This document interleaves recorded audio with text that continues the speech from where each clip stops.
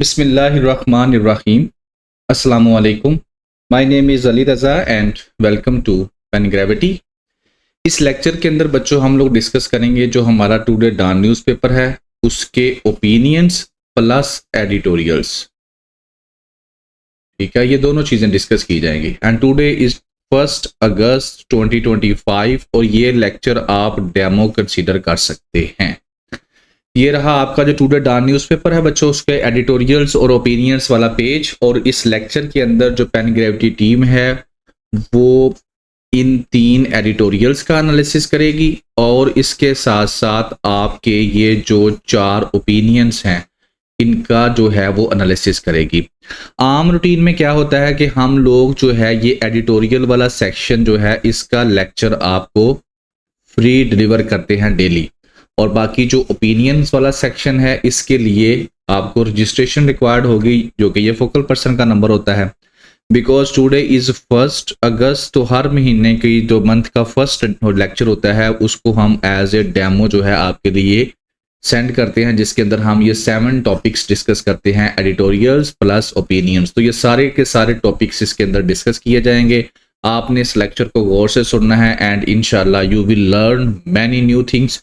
और इसको सीखने के बाद अगर आपको लगे कि आपको वाकई ही बेनिफिट मिला है तो then you can move toward registration. और ये अगस्त की रजिस्ट्रेशन ओपन है 2025 की, ठीक है ना, इस महीने की। और इसके फोकल पर्सन का नंबर है, आप उससे रब्ता कर सकते हैं।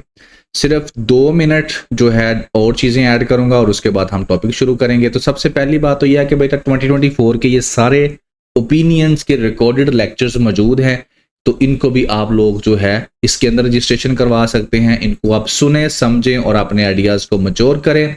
और 2025 के इन सारे महीनों के लेक्चर्स अवेलेबल हैं, तो इनका आप पैकेज जो है ईयरली पैकेज हमारे पास होता है वो भी ले सकते हैं। तो उसमें थोड़ा सा ये होता है कि आपको ये सस्ता पड़ जाता है।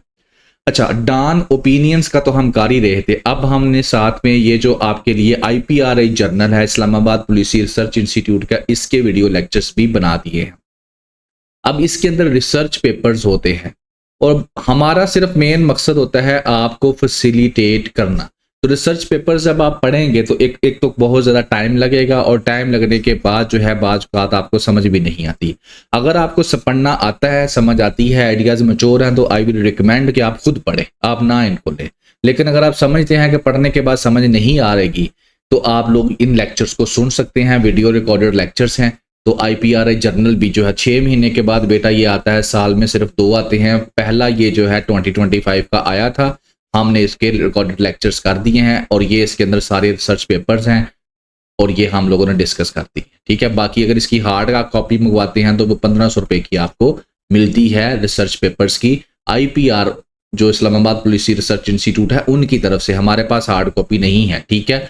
हमारे पास सॉफ्ट कॉपी है जो कि फ्री है, ठीक है। वेबसाइट के ऊपर जाएं, वहां पर सारे जो है फ्री ऑफ कॉस्ट पड़े हुए हैं। लेकिन अगर आप लोग वीडियो लेक्चर्स लेना चाहते हैं साथ में इनकी स्लाइड्स, तो उसके लिए आपको रजिस्ट्रेशन रिक्वायर्ड होगी। इन एरियाज में बेटा ये आपकी हेल्प करेगा। करंट अफेयर का पेपर और पाकिस्तान अफेयर का पेपर आपका आराम से पास हो जाएगा, ऐसे होगा पास, लेकिन साथ में राइटिंग प्रैक्टिस की जरूरत है, इसके बगैर ऐसे पास नहीं होगा। और उसके लिए भी ये सेशन जो है हम लोगों ने शुरू किया हुआ है, जिसमें सिर्फ और सिर्फ आपको ऐसे राइटिंग ही करवाई जाती है। इसे भी आप ज्वाइन कर सकते हैं। और बाकी ये जो डॉन न्यूज़पेपर है इसका PDF डेली आपको फ्री जो है शेयर किया जाता है। तो इसके लिए आप लोग हमारा जो व्हाट्सअप का कम्युनिटी का नंबर चैनल वगैरह उसको ज्वाइन कर लें, तो वहाँ पर ये शेयर किया जाता है। ये करंट ग्लोबल इश्यूज़, ये करंट नेशनल इश्यूज़, हर लेक्चर का PDF डिस्क्रिप्शन के अंदर मौजूद होता है। बेशक वो एडिटोरियल्स हों, ओपिनियंस हों, चैप्टराइजेशन कर दी जाती है, तो ये आपको मिल जाएंगे। तो एडिटोरियल से पहले हम लोग करेंगे डॉन के ओपिनियंस, और ओपिनियंस में मैं आपके साथ ये डिस्कस करूंगा पॉवर्टी बाय डिजाइन। सबसे पहले यहां से हम लोग शुरू करेंगे, ठीक है। तो फर्स्ट हमारा ओपिनियन है पॉवर्टी बाय डिजाइन, और इंशाल्लाह इसके अंदर आपको काफी कुछ लर्न करने को मिलेगा। तो नंबर 1 मैं आपके साथ डिस्कस करूंगा इसका क्रक्स, के इसके अंदर सारे के अंदर डाटा क्या है, बात क्या है। नंबर 2 फिर उस बात को हम लोग एक्सप्लेन करेंगे प्रॉपरली कि राइटर किस तरीके से क्या क्या लिखा है, स्टेप बाय स्टेप सारे पॉइंट्स।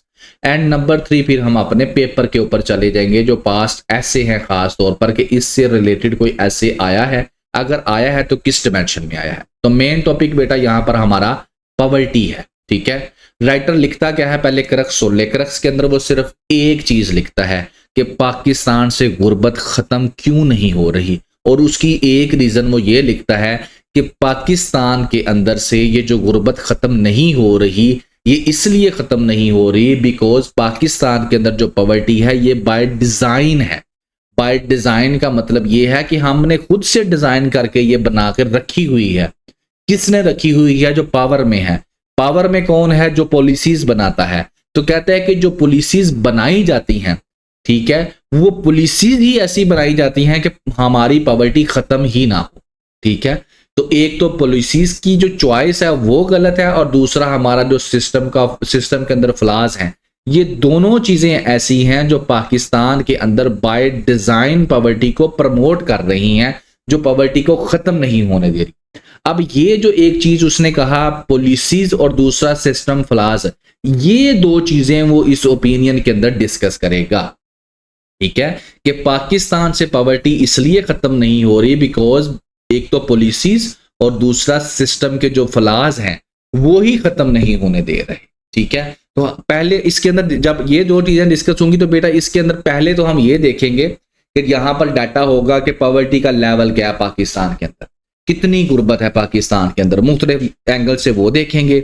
दूसरे नंबर पर हम लोग डिस्कस करेंगे कि जो पाकिस्तान की गवर्नमेंट है उसने इसको खत्म करने के लिए कौन कौन से प्रोजेक्ट्स लगाए हैं। ठीक है, जब उन प्रोजेक्ट्स को हम देखेंगे ना तो उसके बाद आ जाएगी राइटर की बारी। वो कौन सी बारी? वो ये वाली। फिर राइटर उन प्रोजेक्ट्स को स्टेप बाय स्टेप लेकर बताएगा कि ये प्रोजेक्ट जो है ये गलत प्रोजेक्ट है, जिस पॉलिसीज के तहत ये प्रोजेक्ट बनाया गया है ये लोगों की गुर्बत को खत्म नहीं कर रहा बल्कि बढ़ा रहा है।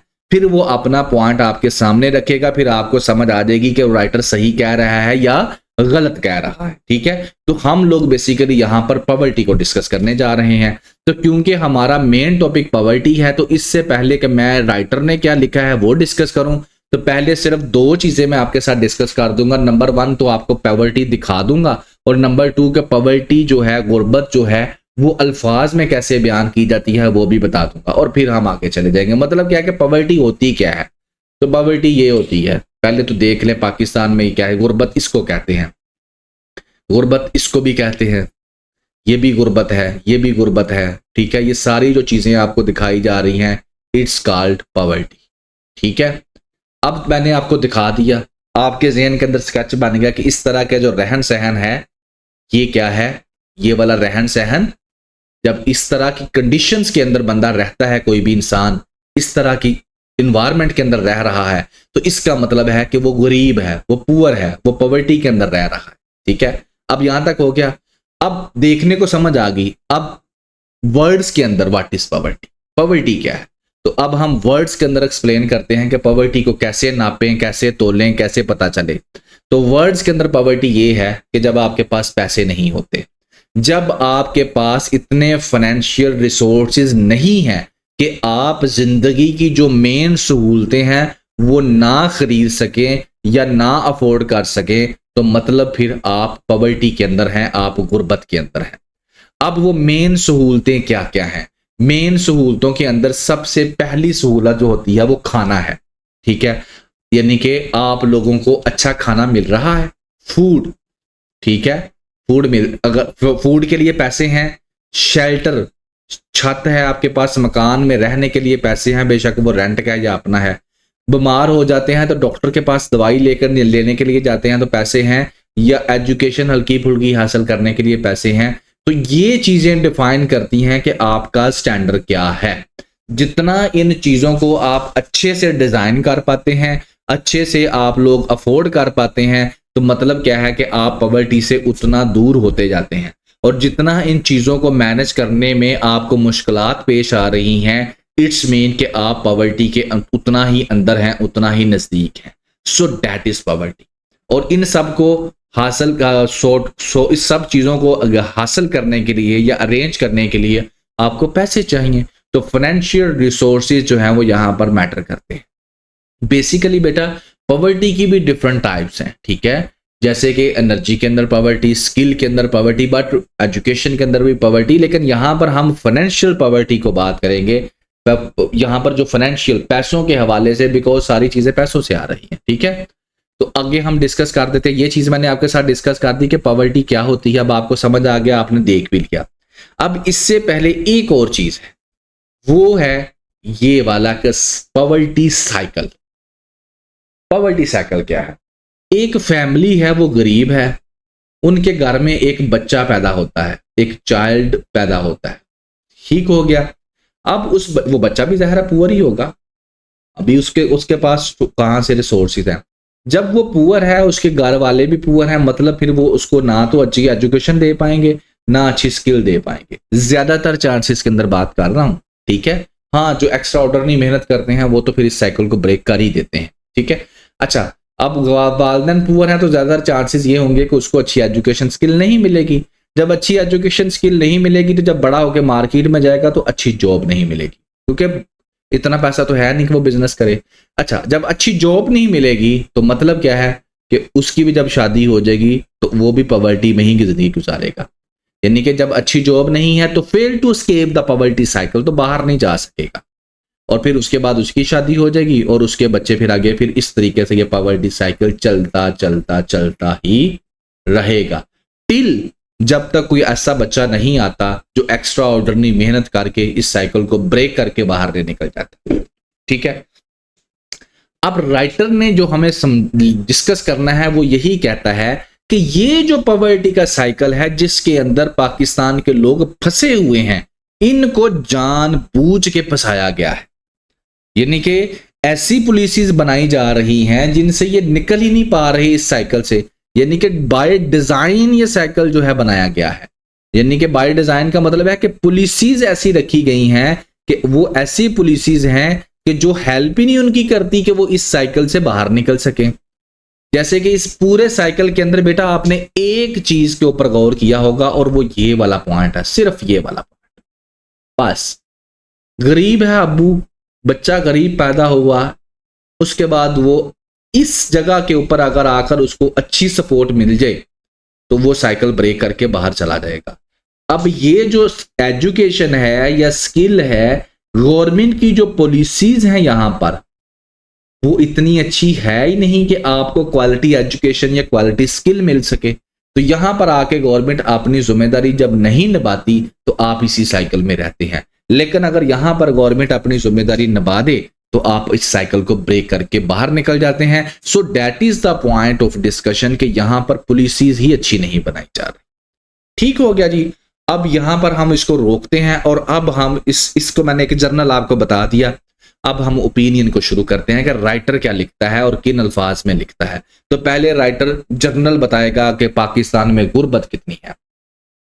कहता है वर्ल्ड बैंक की जो नई पॉवर्टी एस्टिमेट्स आए हैं वर्ल्ड बैंक के, वो कहता है कि 44.7% लोग जो पाकिस्तान की पॉपुलेशन के हैं, यानी कि 110 मिलियन, वो गुर्बत में जिंदगी गुजार रहे हैं। और गुर्बत एक होती है गरीब होना, एक होता है बहुत ही ज्यादा गरीब होना। ठीक है, मैं वर्ल्ड वो यूज नहीं कर सकता यहाँ पर। एक कहता है जिसको हम लोग, आपको समझाने के लिए वर्ल्ड ऐसे यूज करता हूं कि जिस तरह हम लोग इनको कहते हैं चंगड़ वगैरह, जिनको हम बोलते हैं पंजाबी लैंग्वेज के अंदर, कि बहुत ही ज्यादा जो झोंपड़ियों में रहते हैं चंगड़ लोग जो हैं, ठीक है। तो इस तरह के जो एक्सट्रीम पॉवर्टी, बहुत ही ज्यादा गुर्बत में रह रहे हैं, वो कितने हैं? वो 4.9% टू 16.5% राइज करके, लेकिन एक्सट्रीम पॉवर्टी के अंदर जो रहने वाले हैं उनकी तादाद बढ़ गई है। ठीक है ना। अब राइटर कहता है ये जो मैंने चीजें वर्ल्ड बैंक ने बताई है ना, इसके अंदर वो लोग शामिल नहीं हैं। कौन से? जो कोविड की वजह से गरीब हुए, जो पाकिस्तान में फ्लड आने की वजह से गरीब हुए, और जो ये वाली जो अब रिसेंट जो महंगाई हुई है उसकी वजह से उनकी जिंदगी डिस्टर्ब हुई है। तो इस कैटेगरी के लोगों को अभी मैंने इसके अंदर रिपोर्ट के अंदर नहीं डाला। तो इसके अलावा जो पाकिस्तान के अंदर है वो तो है ही हैं, लेकिन अभी तक जो इस रिपोर्ट में है वो 44.7% लोग जो हैं वो पाकिस्तान में गुर्बत का शिकार है। मतलब क्या है? गुर्बत का शिकार है, पॉवर्टी का शिकार है, जो मैंने एक्सप्लेन किया कि क्वालिटी का खाना, क्वालिटी की एजुकेशन, क्वालिटी की हेल्थ की फैसिलिटी और क्वालिटी का घर अफोर्ड नहीं कर पा रहे या उनके पास है नहीं। एक चीज तो राइटर ने ये बता दी, आपको क्लैरिटी दे दी। नेक्स्ट वो बात करता है पर कैपिटा इनकम की। ठीक है, पर कैपिटा इनकम वो कहता है हालांकि बढ़ गई है, इतने डॉलर फिस्कल ईयर 2025 में इतनी थी लेकिन अब बढ़ गई है। तो पहले पर इनकम कैपिटा इनकम क्या होती है पहले ये समझ लो, ये छोटे छोटे कंसेप्ट आपको पता होने चाहिए। तो पर कैपिटा इनकम बेसिकली होती है, सादा अल्फाज में एक इंसान कितने पैसे कमाता है, बस ये है पर कैपिटा। जितने आप पैसे कमाते हैं वो आपकी पर कैपिटा इनकम है। लेकिन आप अकेले की हम इस तरह नहीं बताएंगे, जैसे अगर मैं अली हूं, ठीक है, दूसरा अहमद है, तीसरी अगर कोई फीमेल है जैसे नाजिया है, अक्सा है, कोई भी आप इनका नाम ले लें, ये अगर 5000 कमा रहा है, ये 10,000 कमा रहा है, ये 15 कमा रही है, ये 20 कमा रही है, तो इसका मतलब ये नहीं है कि इसकी पर कैपिटा 20 और नहीं, ऐसा नहीं है।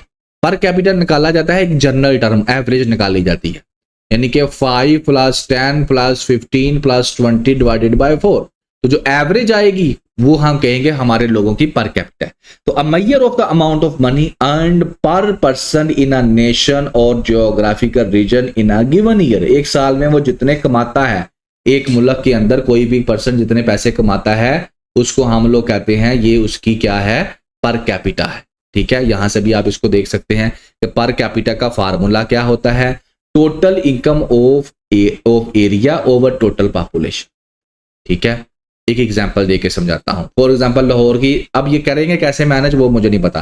फॉर एग्जांपल लाहौर की जो पॉपुलेशन है वो 1 करोड़ के से भी अबव है, ठीक है, और लाहौर 5 करोड़ रुपए कमा लेता है, तो मतलब पर कैपिटा कितनी होगी, 5 रुपए। ठीक है, पर कैपिटा इनकम, ये एक साल में अगर इस तरह से आप, तो इस तरीके से पर कैपिटा निकाली जाती है। और दूसरी वो कहता है ये बड़ी है, पर कैपिटा पाकिस्तान के अंदर बड़ी है लेकिन गुर्बत ज्यादा हो गई है।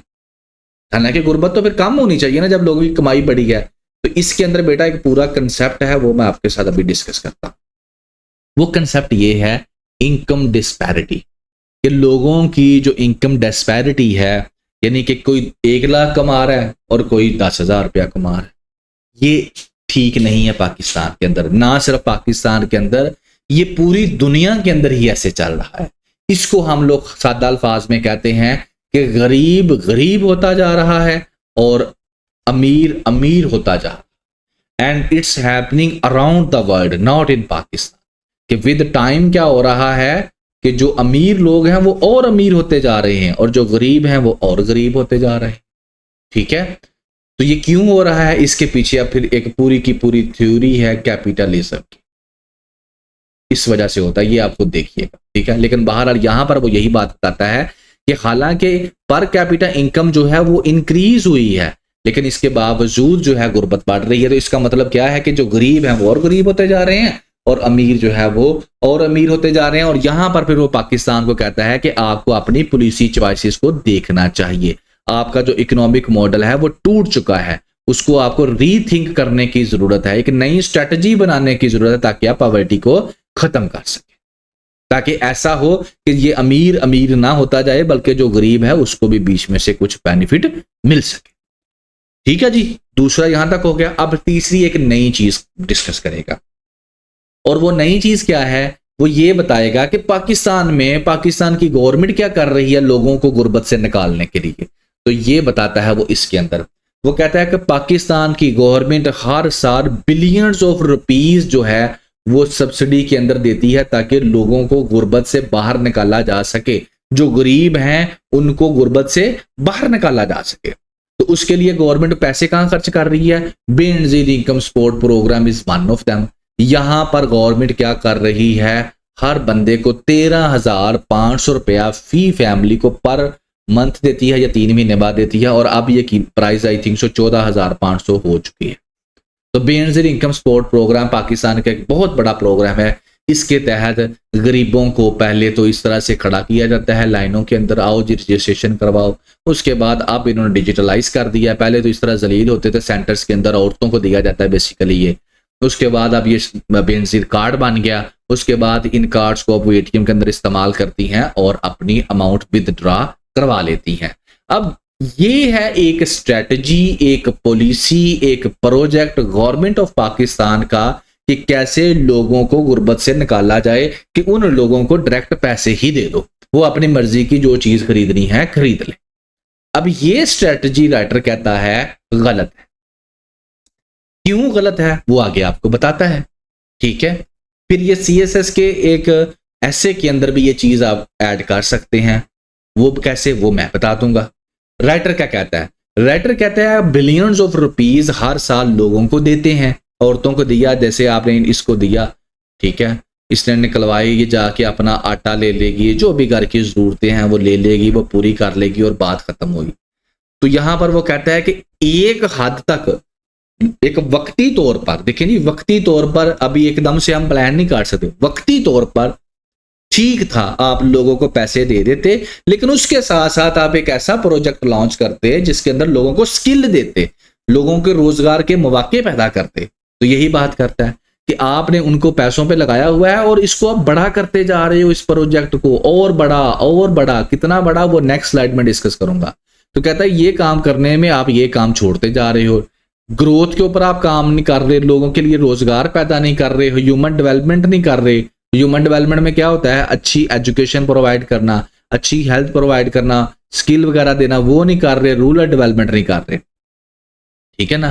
तो कहता है ये पॉलिसी इसलिए मैं कह रहा हूं क्योंकि ये काम आप लोग इस प्रोजेक्ट के अंदर नहीं कर रहे, आप पैसे बढ़ाई जा रहे हो, लोगों की रजिस्ट्रेशन करी जा रहे हो, तो इसलिए मैं कहता हूं कि ये जो चीज आप लोग कर रहे हो ये गलत है, ठीक है ना। तो इससे क्या हो रहा है, पाकिस्तान में सिर्फ पॉवर्टी बढ़ नहीं रही, पाकिस्तान के अंदर पॉवर्टी बढ़ नहीं रही, बल्कि हम खुद मैन्युफैक्चर कर रहे हैं इसको और मेंटेन भी कर रहे हैं इस जैसे फैसलों के तहत, ठीक है ना। यानी कि हम खुद लोगों को कह रहे हैं आओ जी और रजिस्ट्रेशन करवा लो और आ जाओ और आ जाओ, तो वो लोग आई जा रहे हैं, आप उनको मंथली 13,000 14,000 या 15,000 जितना भी आप दे रहे हैं, वो भी आराम से बैठे हैं, ठीक है, जिंदगी गुजर रही है। तो आप खुद मैन्युफैक्चर कर रहे हो इसको, आप खुद उनको हड हराम बना रहे हो कि वो काम ना करें, दे दे के पैसे उनको मेंटेन कर रहे हो। इनिशियल स्टेज के ऊपर वो कहता है ठीक था, आप दे रहे थे, लेकिन उसके साथ साथ आपने इसके ऊपर वर्किंग करनी थी और इसके ऊपर वर्किंग करके इन सारे लोगों को इस तरफ लेके आना था, कार्ड वालों को इधर लेके आते और इसके पैसे बंद करते और उनको मेहनत करवाते और उसके मेहनत के पैसे देते, रोजगार पैदा करते, ठीक है। लेकिन वो कहता है आपने नहीं किया, आप क्या कर रहे हो, कहता है ये इसने अहम रोल अदा किया है शुरू में, लेकिन अब आप क्या कर रहे हो, इस सोशल सेफ्टी नेट को, इसको सोशल सेफ्टी नेट कहते हैं। मैं बेटा ये अभी आपके साथ 1 मिनट बाद इसको डिस्कस करता हूँ, ये अलग से कंसेप्ट है, ये लाइन पहले सीधी कर ले। तो कहता है कि आप उनको क्या कर रहे हो, फाइनेंशियल असिस्टेंस प्रोवाइड कर रहे हो, ठीक है, सोशल सेफ्टी नेट के तहत, लेकिन अब ये क्या है, बढ़ता जा रहा है। 2008 के अंदर आप लोगों ने देना शुरू किया इसको, उसके अब फिस्कल ईयर 2026 आ गया, इसके अंदर ये जो है 20% इंक्रीज हो गया है, 722 बिलियन रुपीज हो गया है अब ये, जो कि हमारे जीडीपी का 0.5, GDP gross domestic product, total कमाई ऑफ द मुल्क इन वन ईयर जितनी कमाई होती है उसे हम जीडीपी कहते हैं, ठीक है ना। 10 मिलियन फैमिलीज को आप ये पैसे दे रहे हैं, ठीक है, और क्वार्टरली आप इतने पैसे, पहले क्वार्टर आपको पता है ना, यानी कि चौथे हिस्से को कहते हैं, ठीक है, यानी क्वार्टरली, एक साल के क्वार्टरली 3 मंथ बनते हैं, 3 मंथ, तो 3 महीनों के बाद पहले आप इतने पैसे देते थे, आप कह रहे हैं हम इतने पैसे देंगे। तो गवर्नमेंट क्या कर रही है, इसको बढ़ाई जा रही है बेनिफिशियरी कवरेज को, और साथ में ट्रांसपेरेंसी कह रही है मैं इसकी बेहतर कर रही हूँ। रिडक्शन जो स्ट्रेटजी है वो गलत है, वो उसको दोबारा से लेने की जरूरत है, इससे ग्रोथ नहीं होगी, इन्वेस्टमेंट नहीं होगी, ठीक है। कंक्लूड कर देता हूं। राइटर कहता है कि बेनजीर इनकम सपोर्ट प्रोग्राम जो था 2008 में आपने शुरू किया, लोगों को पैसे देने शुरू किए। अब ज़ाहिर है पैसे कहाँ से देने हैं, आपने बजट से देने हैं। बजट आप कैसे बना रहे हैं, IMF से कर्जा ले लेके बना रहे हैं। अच्छा, बजाय कि इस चीज़ को आप वक्ती तौर पर ठीक है लोगों को देते और साथ साथ कोई स्किल पैदा करते, को लोगों को जॉब्स देते, को रोजगार के मौके पैदा करते, वो आपने नहीं किए। आप इसी को बढ़ाई जा रहे हो, एक्सपैंड करी जा रहे हो, और फिस्कल ईयर 26 के अंदर आकर ये 722 बिलियन रुपीस का ये जो है ना एक बन गया है प्रोजेक्ट, ठीक है, और 20% ये पहले से इंक्रीज हो चुका है। अब आप क्या कर रहे हो, अब बस 2 काम कर रहे हो। नंबर 1 आप ये कर रहे हो कि लोगों को जो है ना इसको एक्सपैंड कर रहे हो और लोगों को कह रहे हो आज और रजिस्ट्रेशन करवा लो। एक काम ये कर रहे हो, दूसरी इसकी ट्रांसपेरेंसी के ऊपर आप कर रहे हो। इसके ऊपर बेटा पूरे का पूरा एक डिस्कशन हो सकता है, लेकिन मैं हल्का सा डिस्कस कर देता हूं। ट्रांसपेरेंसी से यहाँ पर क्या मुराद है कि शुरू में बेटा ये ATM कार्ड वगैरह नहीं थे, ठीक है, ये कार्ड वगैरह नहीं बने हुए थे, लोगों को मैनुअली जाके लेने पड़ते थे, ठीक है। अब होता क्या था कि पैसे पहले जिस तरह आपके जनरल काउंसलर वगैरह उनके पास आते थे, वो खाक हो जाते थे। फिर मैं अगर थोड़ा सा रियलिटी बेस्ड बात कर दूं तो ये जो आपके कार्ड है ना, कई कार्ड ऐसे हैं जो एक्टिवेट हैं और आपके सियासतदानों के पास हैं, वो महीने बाद इनमें से पैसे निकलवा लेते हैं और बात खत्म हो जाती है। इस तरह से हो रहा है। और ये मैं अपने से नहीं कह रहा, ये पाकिस्तान के अंदर मल्टीपल इसको लेकर जो करप्शन के स्कैंडल हैं वो हमारे सामने आए। पोस्ट ऑफिस के थ्रू पहले निकलवा रहे थे, वहां से भी सामने आए, और इस तरीके से जो पॉलिटिशियंस हैं, और हम लोगों ने तो कई लाइव एग्जांपल्स भी देखी हैं। ये जो छोटे छोटे जनरल काउंसलर हैं, वो ये कई औरतों को पता ही नहीं है कि हमारे कार्ड बने हुए हैं, उनका डाटा जो है दे के उन्होंने बनवा लिए और उसके बाद वो पैसे निकलवाते रहे इनके कई कई सालों तक। और इस जो 2008 से कंटिन्यू है प्रोजेक्ट, और अब इसको लेकर जब ये बाद में स्कैंडल सामने आए कि जो उनके पैसे जो है निकली जा रहे हैं, उनको पता ही नहीं है, तो उसके बाद से अब जो है ये चीज जिन्होंने इस ट्रांसपेरेंसी के ऊपर भी काम करना शुरू कर दिया कि पैसे उन्हीं तक पहुंचे जिनका हक है। उसके बाद फिर ये अकाउंट नंबर बन गए, साथ में एटीएम कार्ड बन गया, बायोमेट्रिक वेरिफिकेशन होगी, तो जस्ट लाइक दिस इसको ट्रांसपेरेंट बनाने की कोशिश की गई। लेकिन राइटर कहता है कि ये गलत है, आप पैसे दे जा रहे हो, अब आप क्या कर रहे हो विद टाइम, आप क्या करोगे, आप अपने बजट के ऊपर और प्रेशर डालते जाओगे डालते जाओगे डालते जाओगे। तो ये अप्रोच ठीक नहीं है, आपको रीथिंक करने की जरूरत है। इस तरीके से आप पाकिस्तान के अंदर से जो है पॉवर्टी को खत्म नहीं कर पाएंगे। ठीक है, ये अप्रोच बिल्कुल गलत है, इसको रीथिंक करो। अच्छा, एक चीज तो ये, अब इसी चीज को कि हम लोगों को कुछ नहीं सिखा रहे, हम लोगों को काम करना नहीं सिखा रहे, हम लोगों को स्किल नहीं सिखा रहे, हम लोगों को बस महीने बाद 2-3 महीने बाद पैसे दे रहे हैं, हमने उनको बेकारी बनाया हुआ है। इसी के ऊपर है ये वाली चीज। Give a man a fish, feed him for a day, teach a man to fish, feed him for a life time. बात खत्म। आप एक इंसान को मछली पकड़ कर रोज एक दे देते हो और वो पका के खा लेता है और बात खत्म। लेकिन अगर उसी इंसान को आप ये सिखा दे कि मछली कैसे पकड़नी है, तो आपने पूरी जिंदगी का काम उसका कर दिया। वो पकड़ेगा खा लेगा, पकड़ेगा खा लेगा। इसी चीज को फिट कर दो यहां पर बेसिक इनकम सपोर्ट प्रोग्राम के अंदर, जिस तरह राइटर कर रहा है कि आप लोगों को क्या कर रहे हो, आप उनको सब्सिडीज दे रहे हो। 14,500 रुपया आप उनको 3 महीने के बाद दे देते हो। अब ठीक है, आप ये भी दे दो, चलो ठीक है, ये भी, प्लस उनको यार कोई स्किल भी सिखा दो, प्लस उनके लिए कोई जॉब की अरेंजमेंट भी कर दो, तो वो खुद ही कमाएं और खुद ही खाएं। तो ये वाली चीजें आप अपने एग्जाम के अंदर लिखते भी हैं और आपसे पूछ भी जाते। ठीक हो गया यहां तक? तो ये जो मैंने बेंजीर वाली बात की इनकम सपोर्ट वाली, मैं ये नहीं कह रहा कि ये प्रोजेक्ट अच्छा नहीं है, बट इस तरीके से ये एक्सपैंड हो रहा है तो फ्यूचर में ये जाकर एक तो आपके बजट के ऊपर बहुत ज्यादा हैवी बर्डन डाल देगा, और दूसरी चीज जो है आपके लोगों को जो ग्रोथ रुकी हुई है, आपके लोगों की जो जॉब्स रुकी हुई हैं, वो फिर आपको कभी भी उनको जो है पॉवर्टी साइकिल से निकलने नहीं देंगी। अगला पॉइंट था बेटा ये social safety net. Social safety net जो होते हैं, बेसिकली सादा अल्फाज में बता दूं, बेनजीर इनकम सपोर्ट प्रोग्राम एक सोशल सेफ्टी नेट है। और ये आप खास तौर पर वो बच्चे जिन्होंने सोशल वर्क सब्जेक्ट चूज किया हुआ है, उनको तो बिल्कुल पता होना चाहिए, बाकियों को भी पता होना चाहिए। इंटरव्यू में अक्सर आपसे पूछ लेते हैं that is what is social safety net. ठीक है, तो हर वो प्रोजेक्ट जो गवर्नमेंट लगा रही है आम लोगों की, आम पब्लिक की, गरीब लोगों की वेलफेयर के लिए, उसे सोशल सेफ्टी नेट कहते हैं। वो किसी भी नेचर का हो सकता है, वो एजुकेशन, हेल्थ, एनी नेचर। उसका मकसद ये होता है कि जो गरीब लोग हैं, जो हमारे पीछे सोसाइटी में लोग रह गए हैं, उनकी मदद करना। So that is called social safety net. तो बेनजीर इनकम सपोर्ट प्रोग्राम भी एक वैसा ही सोशल सेफ्टी नेट है। ये एहसास प्रोग्राम जो इमरान खान का था, आई थिंक या पीटीआई वालों का, वो भी ऐसा ही है। इस तरह से और बड़े से प्रोजेक्ट लगते रहे हैं। तो these are all called social safety nets. यहां तक हो गया। अब आगे चलते हैं। अब writer Benazir income support program की बात करके, पॉवर्टी की बात करके, अब वो कहता है कि अगर मैं इसको बड़े पैमाने के ऊपर इसी बात को जो पाकिस्तान की गवर्नमेंट की स्ट्रेटजी है उसके ऊपर बोलूं तो फिर क्या होगा। कहता है हमें अपनी पॉलिसीज के ऊपर फोकस करने की जरूरत है। ठीक है ना? क्यों? कहता है फिस्कल ईयर का जो बजट है 2026 का जो बनाया गया है, वो IMF ने बनाया है, बिजनेसमैन जो अमीर लोग हैं उन्होंने बनाया है, और गवर्नमेंट एम्प्लॉयज ने बनाया है। और इस बजट के अंदर जो कहता है कोई विजन नहीं है, कोई स्ट्रेटजी नहीं है, कोई एक्शन प्लान नहीं है, जिसके अंदर जो इकोनॉमिक स्टैग्नेशन होता है, रुक जाना, जो हमारी इकोनॉमी रुकी हुई है उसको किसी तरीके से बेहतर किया जाए, अनएम्प्लॉयमेंट को खत्म किया जाए, पॉवर्टी को खत्म किया जाए, इनइक्वालिटी जो हमारी सोसाइटी के अंदर है उसको खत्म किया जाए, ठीक है ना, और या फिर ह्यूमन डेवलपमेंट के ऊपर काम किया जाए। ये सारी की सारी चीजों के ऊपर कोई बात नहीं की गई हमारे बजट के अंदर। तो ये है बड़े लेवल के अंदर जब हमारा बजट ही ऐसा है, और बजट ज़ाहिर है आईएमएफ से रिलेटेड है, आईएमएफ ने पैसे देने हैं तो उसने अपनी मर्जी का ही बनवाना है ना। तो इस बजट की जो डायरेक्शंस हैं वो कहता है ऐसी हैं, तो पॉवर्टी के आपके जो प्रोजेक्ट भी फिर ऐसे ही होंगे।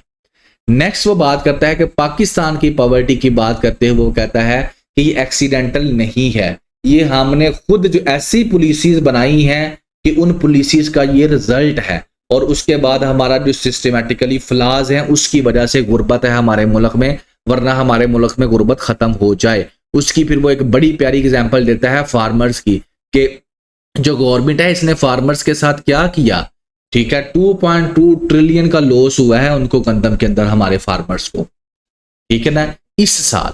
तो इससे क्या हुआ, फूड की सिक्योरिटी डिस्टर्ब हो गई, और रूरल एरियाज के जो हमारे लोग हैं, किसान हैं, उनकी क्या होगी, इनकम जो है वो खराब हो गई। तो कहता है ये फार्मर्स को जो हिट किया है, ये क्या इस वजह से हिट हुए हैं कि उनकी गंदम की प्रोडक्शन नहीं हुई, या इस वजह से हिट हुए हैं कि गवर्नमेंट की जो पॉलिसीज थी, अब वो क्या थी वो भी मैं अभी डिस्कस कर देता हूं आपके साथ, कि उनकी वजह से उनको नुकसान। ये एक एग्जाम्पल वो देता है।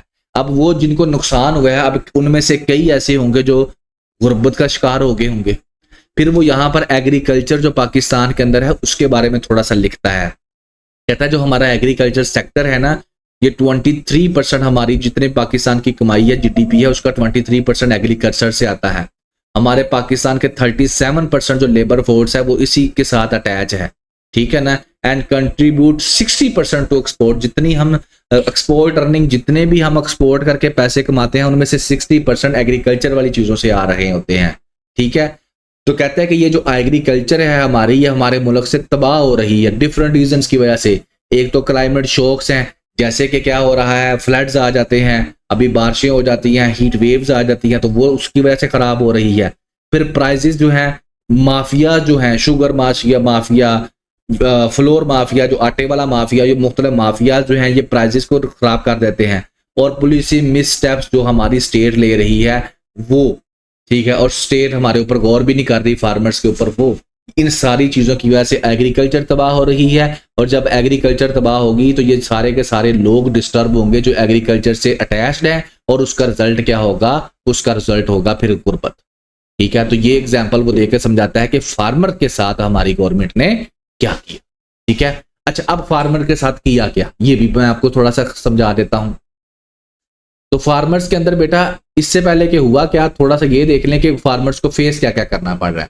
कहता है ये जो ऊपर गवर्नमेंट ने हम फार्मर्स के साथ किया ना पीछे, तो उसके बाद जो फसलों की जो प्रोडक्शन है वो कम होगी पाकिस्तान के अंदर, कॉटन इतनी कम होगी। अब कॉटन के ऊपर उस दिन मैंने आपके साथ एडिटोरियल डिस्कस किया था कि हमें ये अब इंपोर्ट करनी पड़ेगी। तो जब इंपोर्ट करेंगे तो डॉलर कहाँ जाएगा, बाहर के मुल्क जाएगा ना, फिर ही आएगी ना आपके मुल्क में कॉटन। तो डॉलर आ कहाँ से रहा है आपके मुल्क में, आईएमएफ से आ रहा है, यानी कि कर्जे से आ रहा है, या जो आपके ओवरसीज पाकिस्तानी भाई हैं वो बेचते हैं। बाकी तो हम डॉलर नहीं कमा रहे, ठीक है। तो डॉलर फजूल काम में चला गया ना। अब ये कॉटन अगर पाकिस्तान के अंदर ही कमाई जाती तो हमें इंपोर्ट करने की जरूरत नहीं पड़नी थी। मेज़ आपकी जो मकई इतनी कम होगी, वीट इतनी कम होगी, तो कल को फिर जब ये चीज़ें में मंगवाएंगे तो फिर क्या होगा, इंपोर्ट बढ़ जाएगी ना आपकी, फिर आपका सारा बजट डिस्टर्ब हो जाएगा, फिर और कर्जा लेंगे। फर्टिलाइजर की शॉर्टेज पाकिस्तान के अंदर वो कहता है सीजन के मौसम में हो जाती है ताकि ये कीमतें बढ़ा लें अपनी। फिर उसके बाद जो है सपोर्ट प्राइस, ये मैं डिस्कस करता हूँ, ये एक कंसेप्ट है छोटा सा, एमएसपी इसको हम लोग बोलते हैं, ये डिस्कस करता हूँ। शौचालय लड़ाई की वजह यही था, आईएमएफ का जो प्रेशर था, उसके बाद जो है गवर्नमेंट ने इसको खत्म कर दिया, ठीक है ना। और उसके बाद जो है पहले इसको डिस्कस कर लेते हैं कि ये क्या होता है। तो मिनिमम सपोर्ट प्राइस बेसिकली होती है, समझ लें कि एक गारंटी होती है जनाब गवर्नमेंट की तरफ से किसानों कि कोई तुम्हारी चीज खरीदे ना खरीदे, मैं खरीदूं। इससे कहते हैं गवर्नमेंट का रेट, कि गवर्नमेंट गंदम का रेट निकालती है फॉर एग्जांपल 4,000 रुपया, तो इसी में गवर्नमेंट खरीदेगी और सब इसी रेट में गंदम खरीदेंगे। इंडिया का किसान भी इसीलिए प्रोटेस्ट कर रहा था पिछले कितने सालों से, और पाकिस्तान का किसान भी, तो वो भी इसीलिए प्रोटेस्ट कर रहे थे। उनकी गवर्नमेंट ने एमएसपी चाहा हम खत्म कर दें। ये इंडिया का बेटा आई थिंक जो है, ठीक है। तो मैं आपको पहले ही बता दूं ये करेंसी इंडिया की है एक चीज, दूसरा ये नीचे वाला आपने फॉलो नहीं करना। आई डोंट नो पाकिस्तान में क्या स्टेटस है। एप्लीकेशन जो डेफिनेशन सबके लिए सेम ही है, बेशक इंडिया हो या पाकिस्तान, ठीक है। अच्छा जी, तो इसमें राइटर कहता है कि एमएसपी जो होती है बेसिकली गारंटी होती है कि गवर्नमेंट जो है मिनिमम सपोर्ट प्राइस देगी, आपको सपोर्ट करेगी, आप चीज बनाओ, आपकी बिचेगी। अब गवर्नमेंट ऐसा क्यों करती है? गवर्नमेंट ऐसा इसलिए करती है ताकि गवर्नमेंट को बाहर से चीजें इंपोर्ट ना करनी पड़े और डॉलर जो है वो बच जाए, बस इस वजह से वो अपने किसानों को जो है कहती है कि उगाओ, मैं आपको सपोर्ट करूंगी। लेकिन जो डेवलप कंट्रीज है वहां पर किसानों को और ज्यादा सपोर्ट किया जाता है, उनको सब्सिडीज दी जाती हैं, उनको खादों के अंदर सब्सिडी दी जाती है, उनको और बड़ा कुछ दिया जाता है ताकि उनका किसान फसलें उगाए और उनको बाहर से ना मंगवाना पड़े, ठीक है। अब किसानों को सब्सिडी क्यों दी जाती है? बिकॉज ये मुश्किल काम है, ये टफ काम है, तो फिर अगर आप उनको सब्सिडी नहीं देंगे तो वो भी कुछ आसान काम ढूंढेंगे, ठीक है ना। तो उससे फिर आपको बाहर से चीजें इंपोर्ट करनी पड़ेंगी और आपके मुल्क के जो रिजर्व्स हैं वो नीचे आना शुरू हो जाएंगे। तो ये स्टोरी सारे मुल्कों के अंदर चलती है, लेकिन एमएसपी को खत्म करने का जो मकसद है बेसिकली वो वही है, जो एलीट क्लास है, जो माफिया है, उसको पावर्स देना। यही इंडिया के अंदर हुआ, यही पाकिस्तान के अंदर हुआ। पहले किसान को गारंटी थी, अब किसान को कोई गारंटी नहीं है। कोई उसकी फसल का रेट 2000 लगाएगा, कोई उसका 1800 लगाएगा और कोई जितना मर्जी लगाए, ठीक है, और लगा भी है पिछले साल। तो उससे क्या होगा? किसान को नुकसान होगा, और जब किसान को नुकसान होगा तो वो फसल नहीं उगाएगा वीट की। जब वीट की फसल नहीं उगाएगा तो कमी होगी, तो फिर आपको मंगवानी पड़ेगी, फिर डॉलर आपका बाहर जाएगा। और ये सारा क्यों हो रहा है? आपकी पॉलिसी की खराबी की वजह से, ठीक है। बाकी वो कहता है कि मार्केट जो है हमारी वहां पर यही वोलेटिलिटी है, मिडल मैन वही आपके जो व्यापारी वगैरह हैं वो फिर पैसा कमाते हैं, ठीक है। तो पॉलिसी आपको बनानी चाहिए, एक प्रॉपर मार्केट मैकेनिज्म बनाना चाहिए। गवर्नमेंट को चाहिए था कि ये करती, लेकिन गवर्नमेंट ने ये नहीं किया, बल्कि आईएमएफ के आगे घुटने जो है टेक दिए और जैसा आईएमएफ ने कहा वैसा इन्होंने कर दिया। तो एक एग्जांपल दो फार्मर्स की बताता है, दूसरी एक और एग्जांपल बताता है कि कितना हमारी पॉलिसीज या सिस्टम खराब है। वो कहता है कि इन्होंने सैलरीज बढ़ाई, किनकी बढ़ा दी? सैलरीज इन्होंने इंक्रीज कर दी, मिनिस्टर्स की, लेजिस्लेटर की, जजेस की और ब्यूरोक्रेट्स की।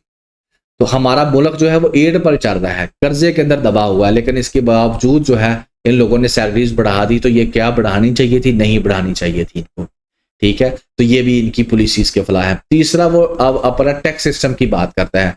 अब टैक्स सिस्टम हमारा बीआर हैंडल कर रहा है, इसके ऊपर मैं पहले भी काफी चीजें बोल चुका हूँ। तो बिल्कुल ही हमारा जो फ्लॉप है इस वक्त टैक्स सिस्टम, टैक्स का निज़ाम फ्लॉप क्यों है? फ्लॉप इसलिए है बिका कि पूरी दुनिया के अंदर जो टैक्सेशन का निज़ाम है उसमें ज़्यादा से ज़्यादा टैक्स दिया जाता है कारोबारी बंदे से जो पैसा कमा रहा है। पाकिस्तान में उल्टा है, पाकिस्तान में सबसे ज़्यादा पैसा जो है वो जो सैलरी वाले लोग हैं उनसे लिया जाता है, बिकॉज ये लेना आसान होता है। पहले आप उनकी सैलरी से टैक्स काटते हो और उसके बाद उनको कहते हैं ये लो अपनी सैलरी। दूसरी तरफ जो है आप दूसरों से जो कारोबारी लोग हैं उनसे टैक्स ले ही नहीं रहे, ठीक है। तो ये बिल्कुल फ्लॉप सिस्टम है हमारा। तो कहता है पाकिस्तान के अंदर इतने बिलियन जो है फिस्कल ईयर 25 के अंदर और इतने परसेंट आपने पिछले साल ज्यादा टैक्स दिया। रिटेलर से, लैंडलॉर्ड से आपने कोई टैक्स नहीं लिया। आप एफबीआर ने ताजर 2 स्कीम इंट्रोड्यूस करवाई जिसमें इनका टारगेट था कि हम लोग 50 बिलियन तक जाएंगे, सिर्फ 4 मिलियन इन्होंने टैक्स वसूल किया। हाफिज पाशा जो है इकोनॉमिस्ट है वो भी यही बात करते हैं कि इंडिविजुअल्स पाकिस्तान के अंदर टैक्स ज्यादा दे रहे हैं और गवर्नमेंट टैक्स उनका बढ़ाई जा रही है, जिसकी वजह से इन्फ्लेशन बढ़ने की वजह से, टैक्स बढ़ने की वजह से 30% वो और गुर्बत के जो है वो 30% जो है वो उनकी सैलरीज जो है वो डिक्रीज हो गई हैं के हिसाब से। तो अब राइटर आगे डिस्कस करता है, यहां तक डिस्कस करने के बाद कि पाकिस्तान में क्या हो रहा है, फिर वो ग्लोबल लेवल पे जाता है कि दुनिया को देखते हैं वो कैसे पॉवर्टी को खत्म कर रहे हैं। हमारी जो स्कीम बिल्कुल ही उल्टा है, हमारी जो स्कीम काम नहीं कर रही, बेंजरी इनकम सपोर्ट बोर्ड काम नहीं कर रहा, फार्मर्स की एग्जाम्पल दी वो हमने उनको तबाह कर दिया। हम लोग मिनिस्टरों की सैलरियां बढ़ा रहे हैं और उसके बाद फाइनली हम लोग क्या कर रहे हैं, सैलरी क्लास के ऊपर टैक्स लगा रहे हैं। तो मतलब क्या, हमारे सारे काम गरीबों को और गरीब कर रहे हैं और अमीरों को और अमीर कर रहे हैं। दुनिया क्या कर रही है? तो दुनिया के अंदर पहले अफ्रीका की एग्जांपल देता है, कहता है अफ्रीका भी हमारी तरह है, वो भी फॉरेन एड के ऊपर पड़ रहा था, बाहर से पैसा आता था, खर्च कर लेता था, उनको एनुअली इतना पैसा आ रहा था 2022 के अंदर, लेकिन इसके बावजूद अफ्रीका अभी भी गरीब ही है। 3/4 मतलब कि 75% जो गरीब लोग हैं वहां पर ही रहते हैं। सब सारा अफ्रीका के अंदर वो बात करता है 411 मिलियन 2022-23 में 45% ऑफ 19। तो बात यहाँ पर वो यही करता है कि फॉरेन एड जो होती है वो गुर्बत को खत्म करने में अफ्रीका में नाकाम हो गई।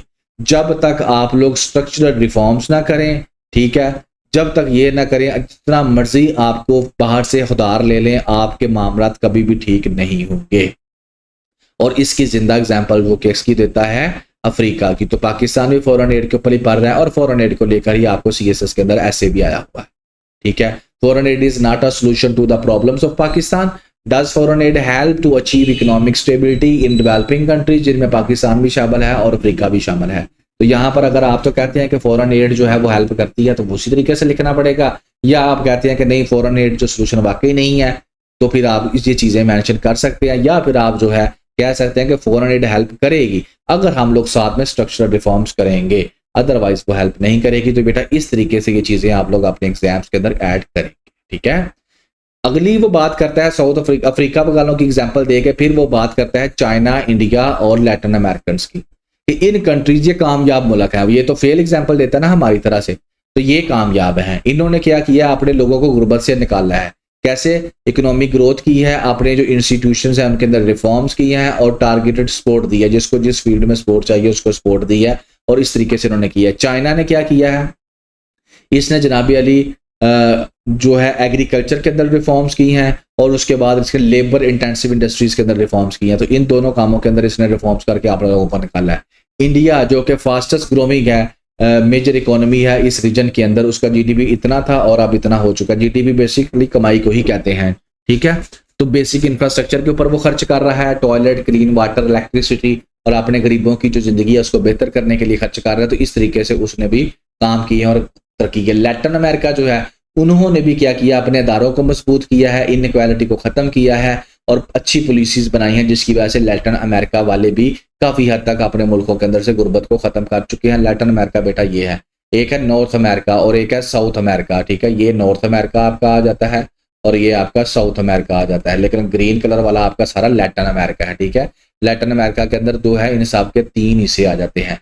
नॉर्थ अमेरिका का ये वाला हिस्सा आ जाता है, सेंट्रल अमेरिका का ये वाला आ जाता है, कैरिबियन का ये वाला आ जाता है और साउथ अमेरिका का ये आता है। इनको मिला के चारों को बनता है आपका लैटिन अमेरिका। अब नेक्स्ट चीज़ है, इसको लैटिन अमेरिका कहते क्यों है?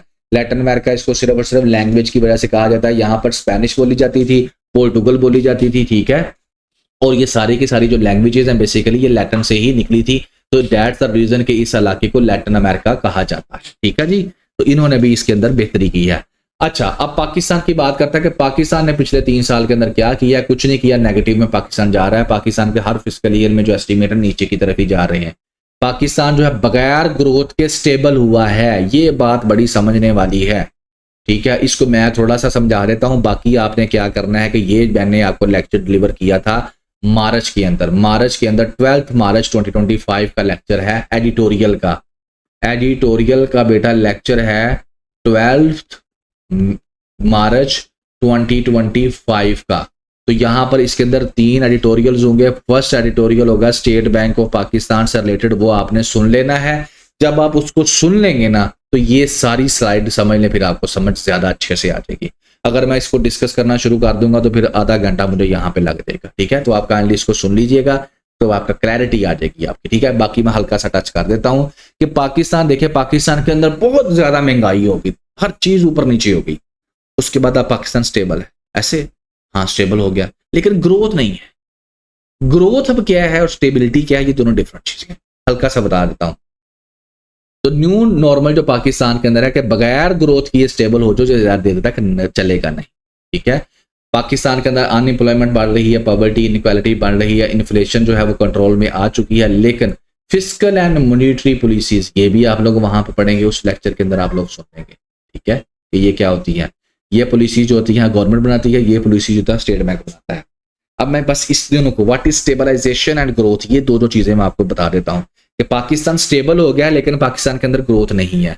ये बेसिकली स्टेबल कैसे हुआ ये देखना पड़ेगा। तो स्टेबल ये हल्का सा बता रहा हूं, स्टेबल ये ऐसे हुआ है कि पाकिस्तान के अंदर इन्फ्लेशन बढ़ी। तो जब पाकिस्तान के अंदर इन्फ्लेशन बढ़ी तो स्टेट बैंक ऑफ पाकिस्तान ने क्या किया, इंटरेस्ट रेट हाई कर दिया। जब इंटरेस्ट रेट हाई किया जाता है तो इन्फ्लेशन कम हो जाती है। अब ये कैसे होती है ये आपको इसमें जाके समझ आ जाएगी, ठीक है। एक चीज, जब ये दो चीजें आपको समझ आ जाएंगी कि जब इन्फ्लेशन कम करनी होती है तो इंटरेस्ट रेट हाई किया जाता है, तो पाकिस्तान ने ऐसे ही किया और स्टेबल हो गया। लेकिन इस काम को करने से ग्रोथ खत्म हो जाती है, ग्रोथ नहीं रहती। इन्फ्लेशन तो कम हो जाती है लेकिन ग्रोथ भी कम हो जाती है। तो स्ट्रेटजी पाकिस्तान गलत इस्तेमाल करता है, इस वजह से पाकिस्तान जो है स्टेबल कंट्री नहीं है ज्यादा लंबे अरसे के लिए। एक झटका लगता है और सारा ऊपर नीचे हो जाता है। तो ग्रोथ कैसे होगी, अब ये भी सुन लें। ग्रोथ होगी जब आप लोग स्ट्रक्चरल रिफॉर्म्स करेंगे। अब स्ट्रक्चरल रिफॉर्म्स क्या होती हैं? स्ट्रक्चरल रिफॉर्म्स के अंदर होता है बड़े बड़े काम, जैसे नंबर 1 एफबीआर को क्या करो, डिजिटलाइज कर दो, नंबर 1 ये कर दो। नंबर 2 आप और क्या कर सकते हैं, आप एफबीआर को डिजिटलाइज करने के बाद जो आपका टैक्स बेस है, ज्यादा लोगों से टैक्स लो, करप्शन को खत्म कर दो। जो स्टेट ऑन इंटरप्राइजेज हैं जैसे Pakistan international airline, Pakistan railway, Pakistan steel mill, जो नुकसान में जा रही हैं उनको प्राइवेटाइज कर दो, ठीक है। फजूलियात जैसे अभी हमने ऊपर डिस्कस किया कि मिनिस्टरों की सैलरीज बढ़ा दी, लेजिस्लेटर की, ब्यूरोक्रेट्स की सैलरीज बढ़ा दी, पंप एंड शो का कल्चर खत्म कर दो, ये फजूलियात आप लोग खत्म कर दो, ठीक है। ये है। फिर आपकी जो IPP, independent power producers energy के अंदर जो कॉन्ट्रैक्ट हुए हैं उनको रिवाइज करने की आपको जरूरत है, ये चीज करो। ये सारी जो है, फिर इसके अलावा पेंशन के अंदर रिफॉर्म्स करो, बहुत बड़ा बर्डन है वो।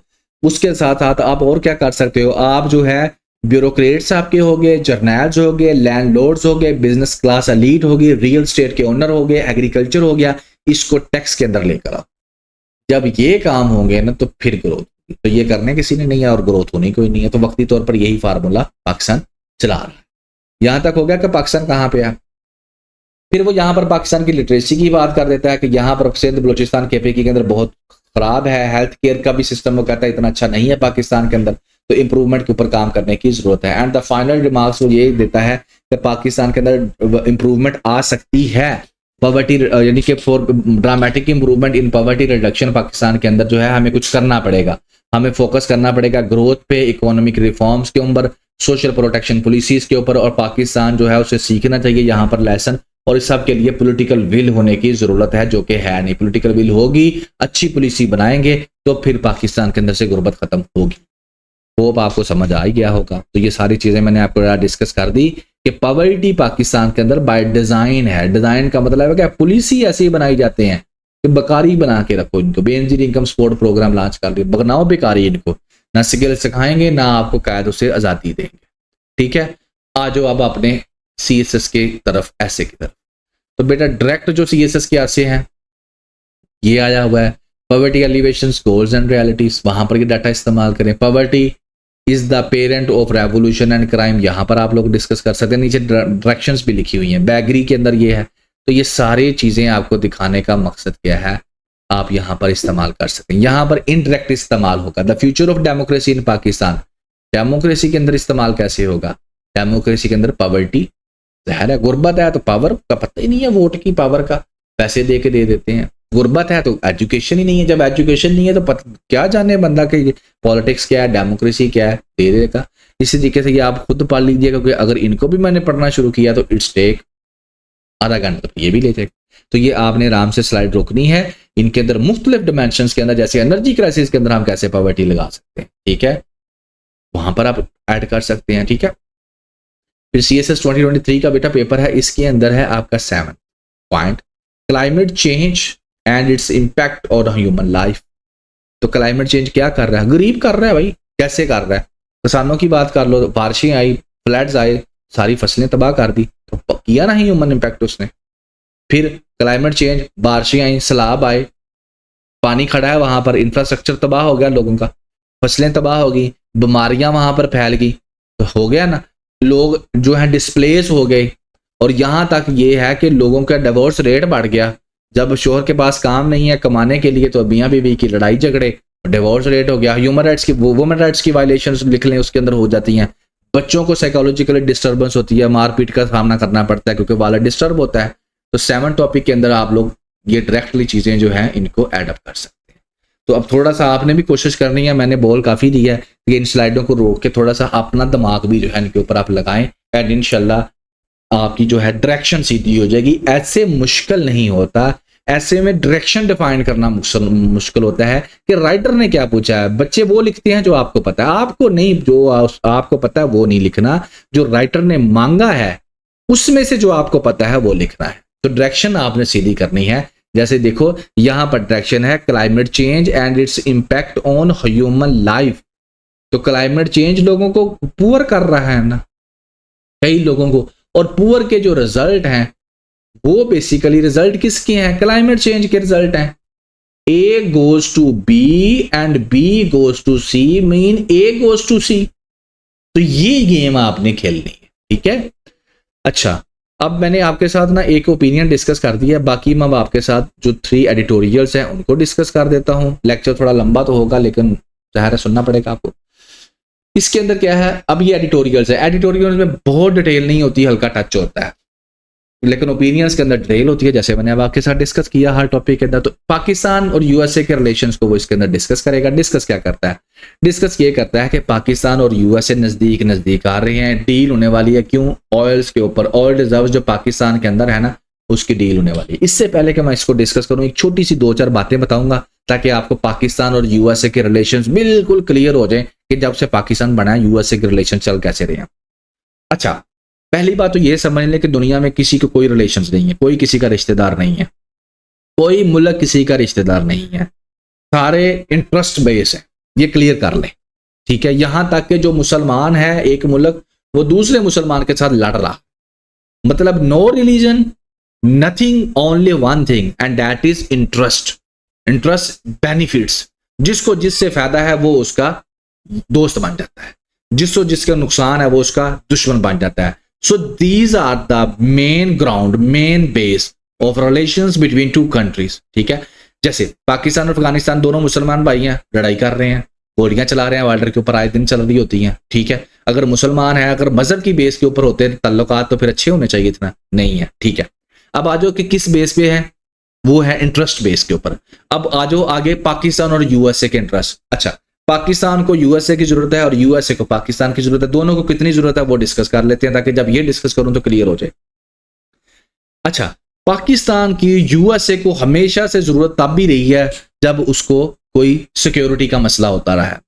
जैसे कि अगर मैं पिछले 20, 25, 30 साल या 40 साल की बात करूं तो उसके अंदर अफगानिस्तान के अंदर जंग छेड़ के बैठे रहते थे, और जब अफगानिस्तान की जंग थी वो पाकिस्तान की मदद के बगैर चल नहीं सकती थी। तो पिछले 40-45 साल से तो उनको ये प्रॉब्लम थी कि पाकिस्तान के साथ तल्लक बना के रखने हैं। क्यों बना के रखने हैं? क्योंकि अफगानिस्तान में जंग छिड़ी हुई है। 2021 के अंदर 15 अगस्त 2021 को तालिबान आ जाते हैं और अमेरिका वाले चले जाते हैं। अब अमेरिका को पाकिस्तान की जरूरत ही नहीं है, ठीक है। मेन उसको जरूरत, जो मेन एक चीज थी वो जरूरत, लेकिन अब पाकिस्तान को अमेरिका की जरूरत है। अब जब पाकिस्तान को अमेरिका की जरूरत है तो फिर पाकिस्तान ने क्या किया, अब कुछ रास्ते ढूंढ रहे हैं कि कैसे कैसे करके कोई तल्लक बन जाए हमारा आपस में। जरूरत है भाई, जरूरत क्यों? आईएमएफ से पैसे लेने, आईएमएफ के पैसे यूएसए के पैसे, यूएसए की मर्जी के बगैर आईएमएफ आपको पैसे नहीं देगा, फिर सबसे बड़ा ट्रेड एक्सपोर्टर है। अच्छा, तो होता क्या है, फिर पाकिस्तान में से कुछ ये मिनरल्स वगैरह और इधर उधर की चीजें निकल आती हैं, तो पाकिस्तान अब ऑफर दे रहा है अमेरिका को कि भाई आओ यहाँ से अमेरिका की कंपनीज को बेनिफिट्स देते हैं और यहाँ से तेल शील निकाल लो और लेकर करो, कारोबार करो हमारे साथ।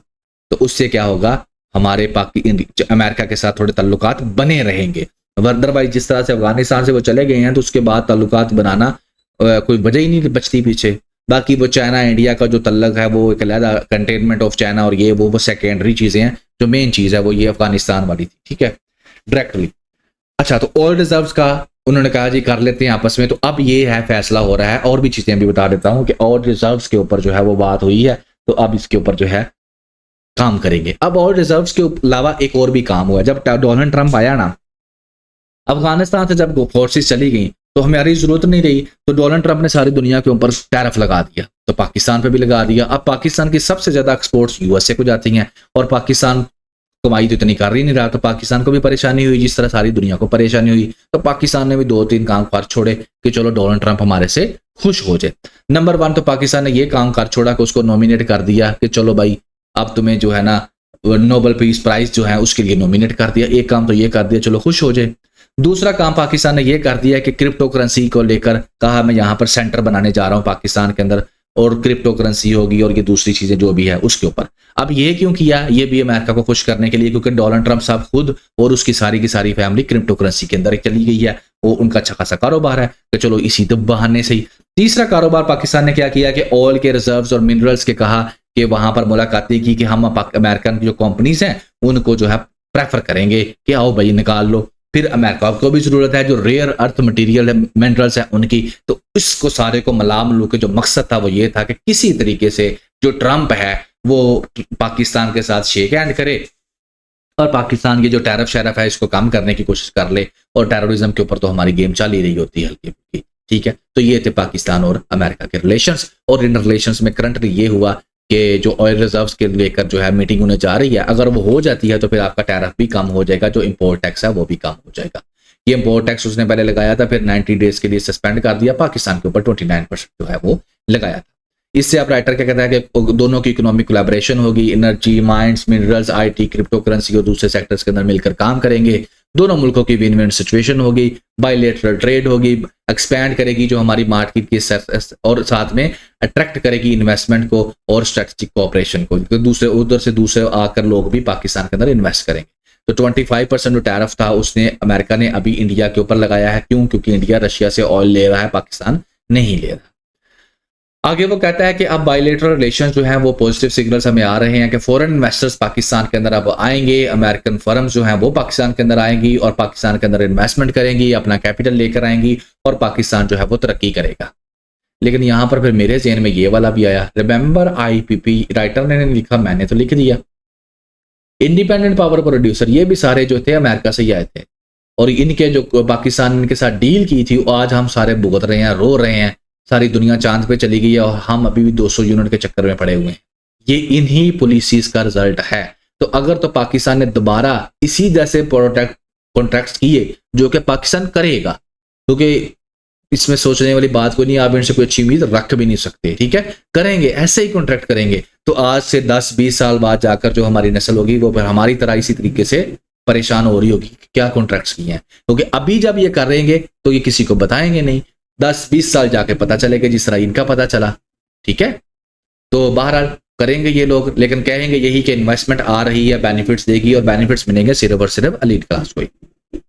टैरिफ कहता है कम हो जाएगा, ठीक है, तो ये सारी चीजें हो जाएंगी अगर पाकिस्तान जो है उसकी डील हो जाती है, ठीक हो गया, और डील जो है वो आने वाले दिनों में जो है वो फाइनलाइज हो जाएगी और वही इन्वेस्टमेंट जो पाकिस्तान का फ्यूचर है इन्वेस्टमेंट को लेकर डिस्कस करेगी। इसी जो मैंने बातें बोली हैं ऐसे में बेटा आप इसको इस तरीके से डिस्कस कर सकते हैं, ठीक है।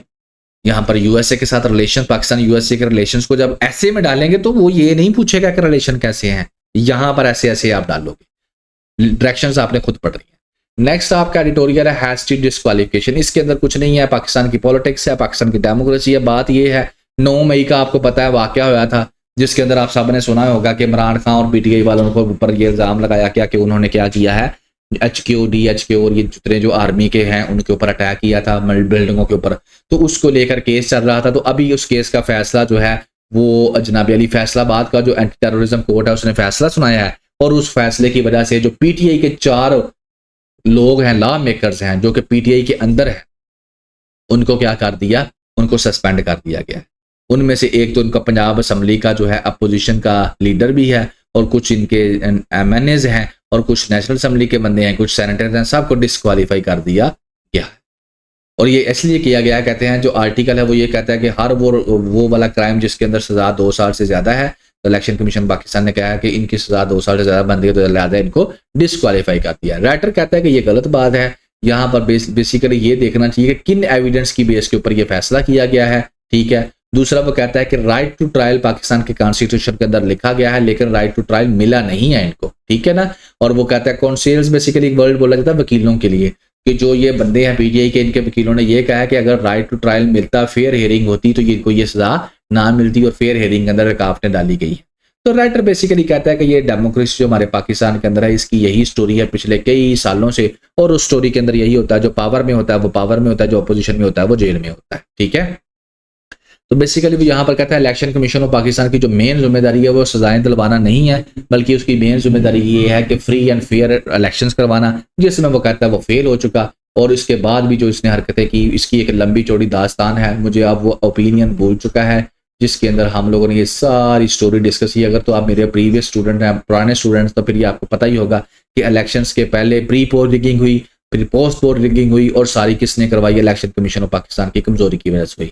तो डाटा यहाँ पर ये जो डिस्कशन है बेटा जाएगी डेमोक्रेसी के अंदर, और डेमोक्रेसी के अंदर जो है इस तरीके से आपको पाकिस्तान में पूछा जाएगा, और पाकिस्तान के बारे में आप लिख सकते हैं कि पाकिस्तान की डेमोक्रेसी कैसी है, कमजोरी है। इसके अंदर कमजोरी की जो वजूहात हैं वो यही है, इलेक्शन कमीशन ऑफ पाकिस्तान कमजोर है, पाकिस्तान का जस्टिस सिस्टम कमजोर है, नॉन पॉलिटिकल फोर्सेस की इंटरफेरेंस बहुत ज्यादा है, लिटरेसी रेट कम है, ठीक है, free and fair transparent elections नहीं होते, करप्शन है and multiple other things you can add here, ठीक है। तो बाकी ये इसके रिलेटेड जो है चीजें हैं।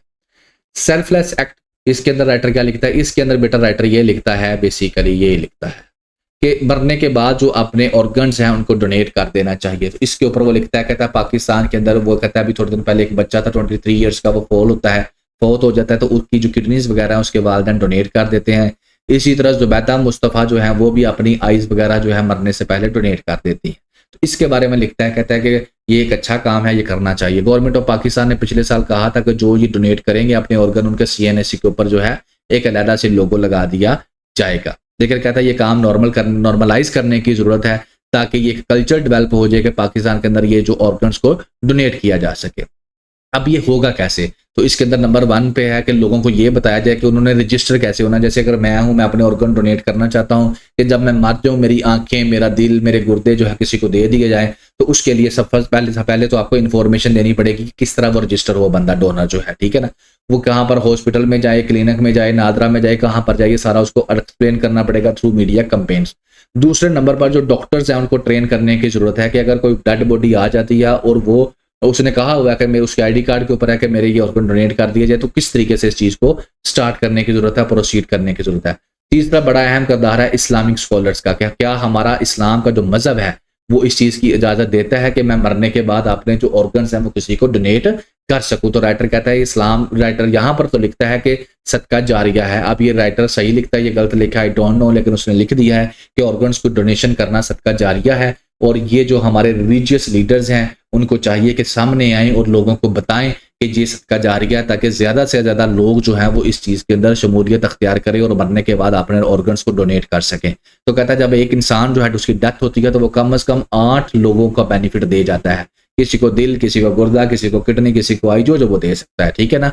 तो कहता है बहरहाल ये कुछ मिथ्स और मिसकंसेप्शंस भी हैं इसके अंदर, जिसकी वजह से हमें जो है ना रिजल्ट नहीं मिल रहे, ज़्यादा लोग जो है अपने आप को रजिस्टर नहीं करवा रहे। तो हमें एज ए कलेक्टिव सोसाइटी जो है आगे बढ़ना चाहिए और हमारे मुआशरे के अंदर ये प्रैक्टिस होनी चाहिए कि जिस तरह सुल्तान जफर की फैमिली ने उसकी किडनीज डोनेट की हैं, आप लोग भी डोनेट करें, ठीक है ना।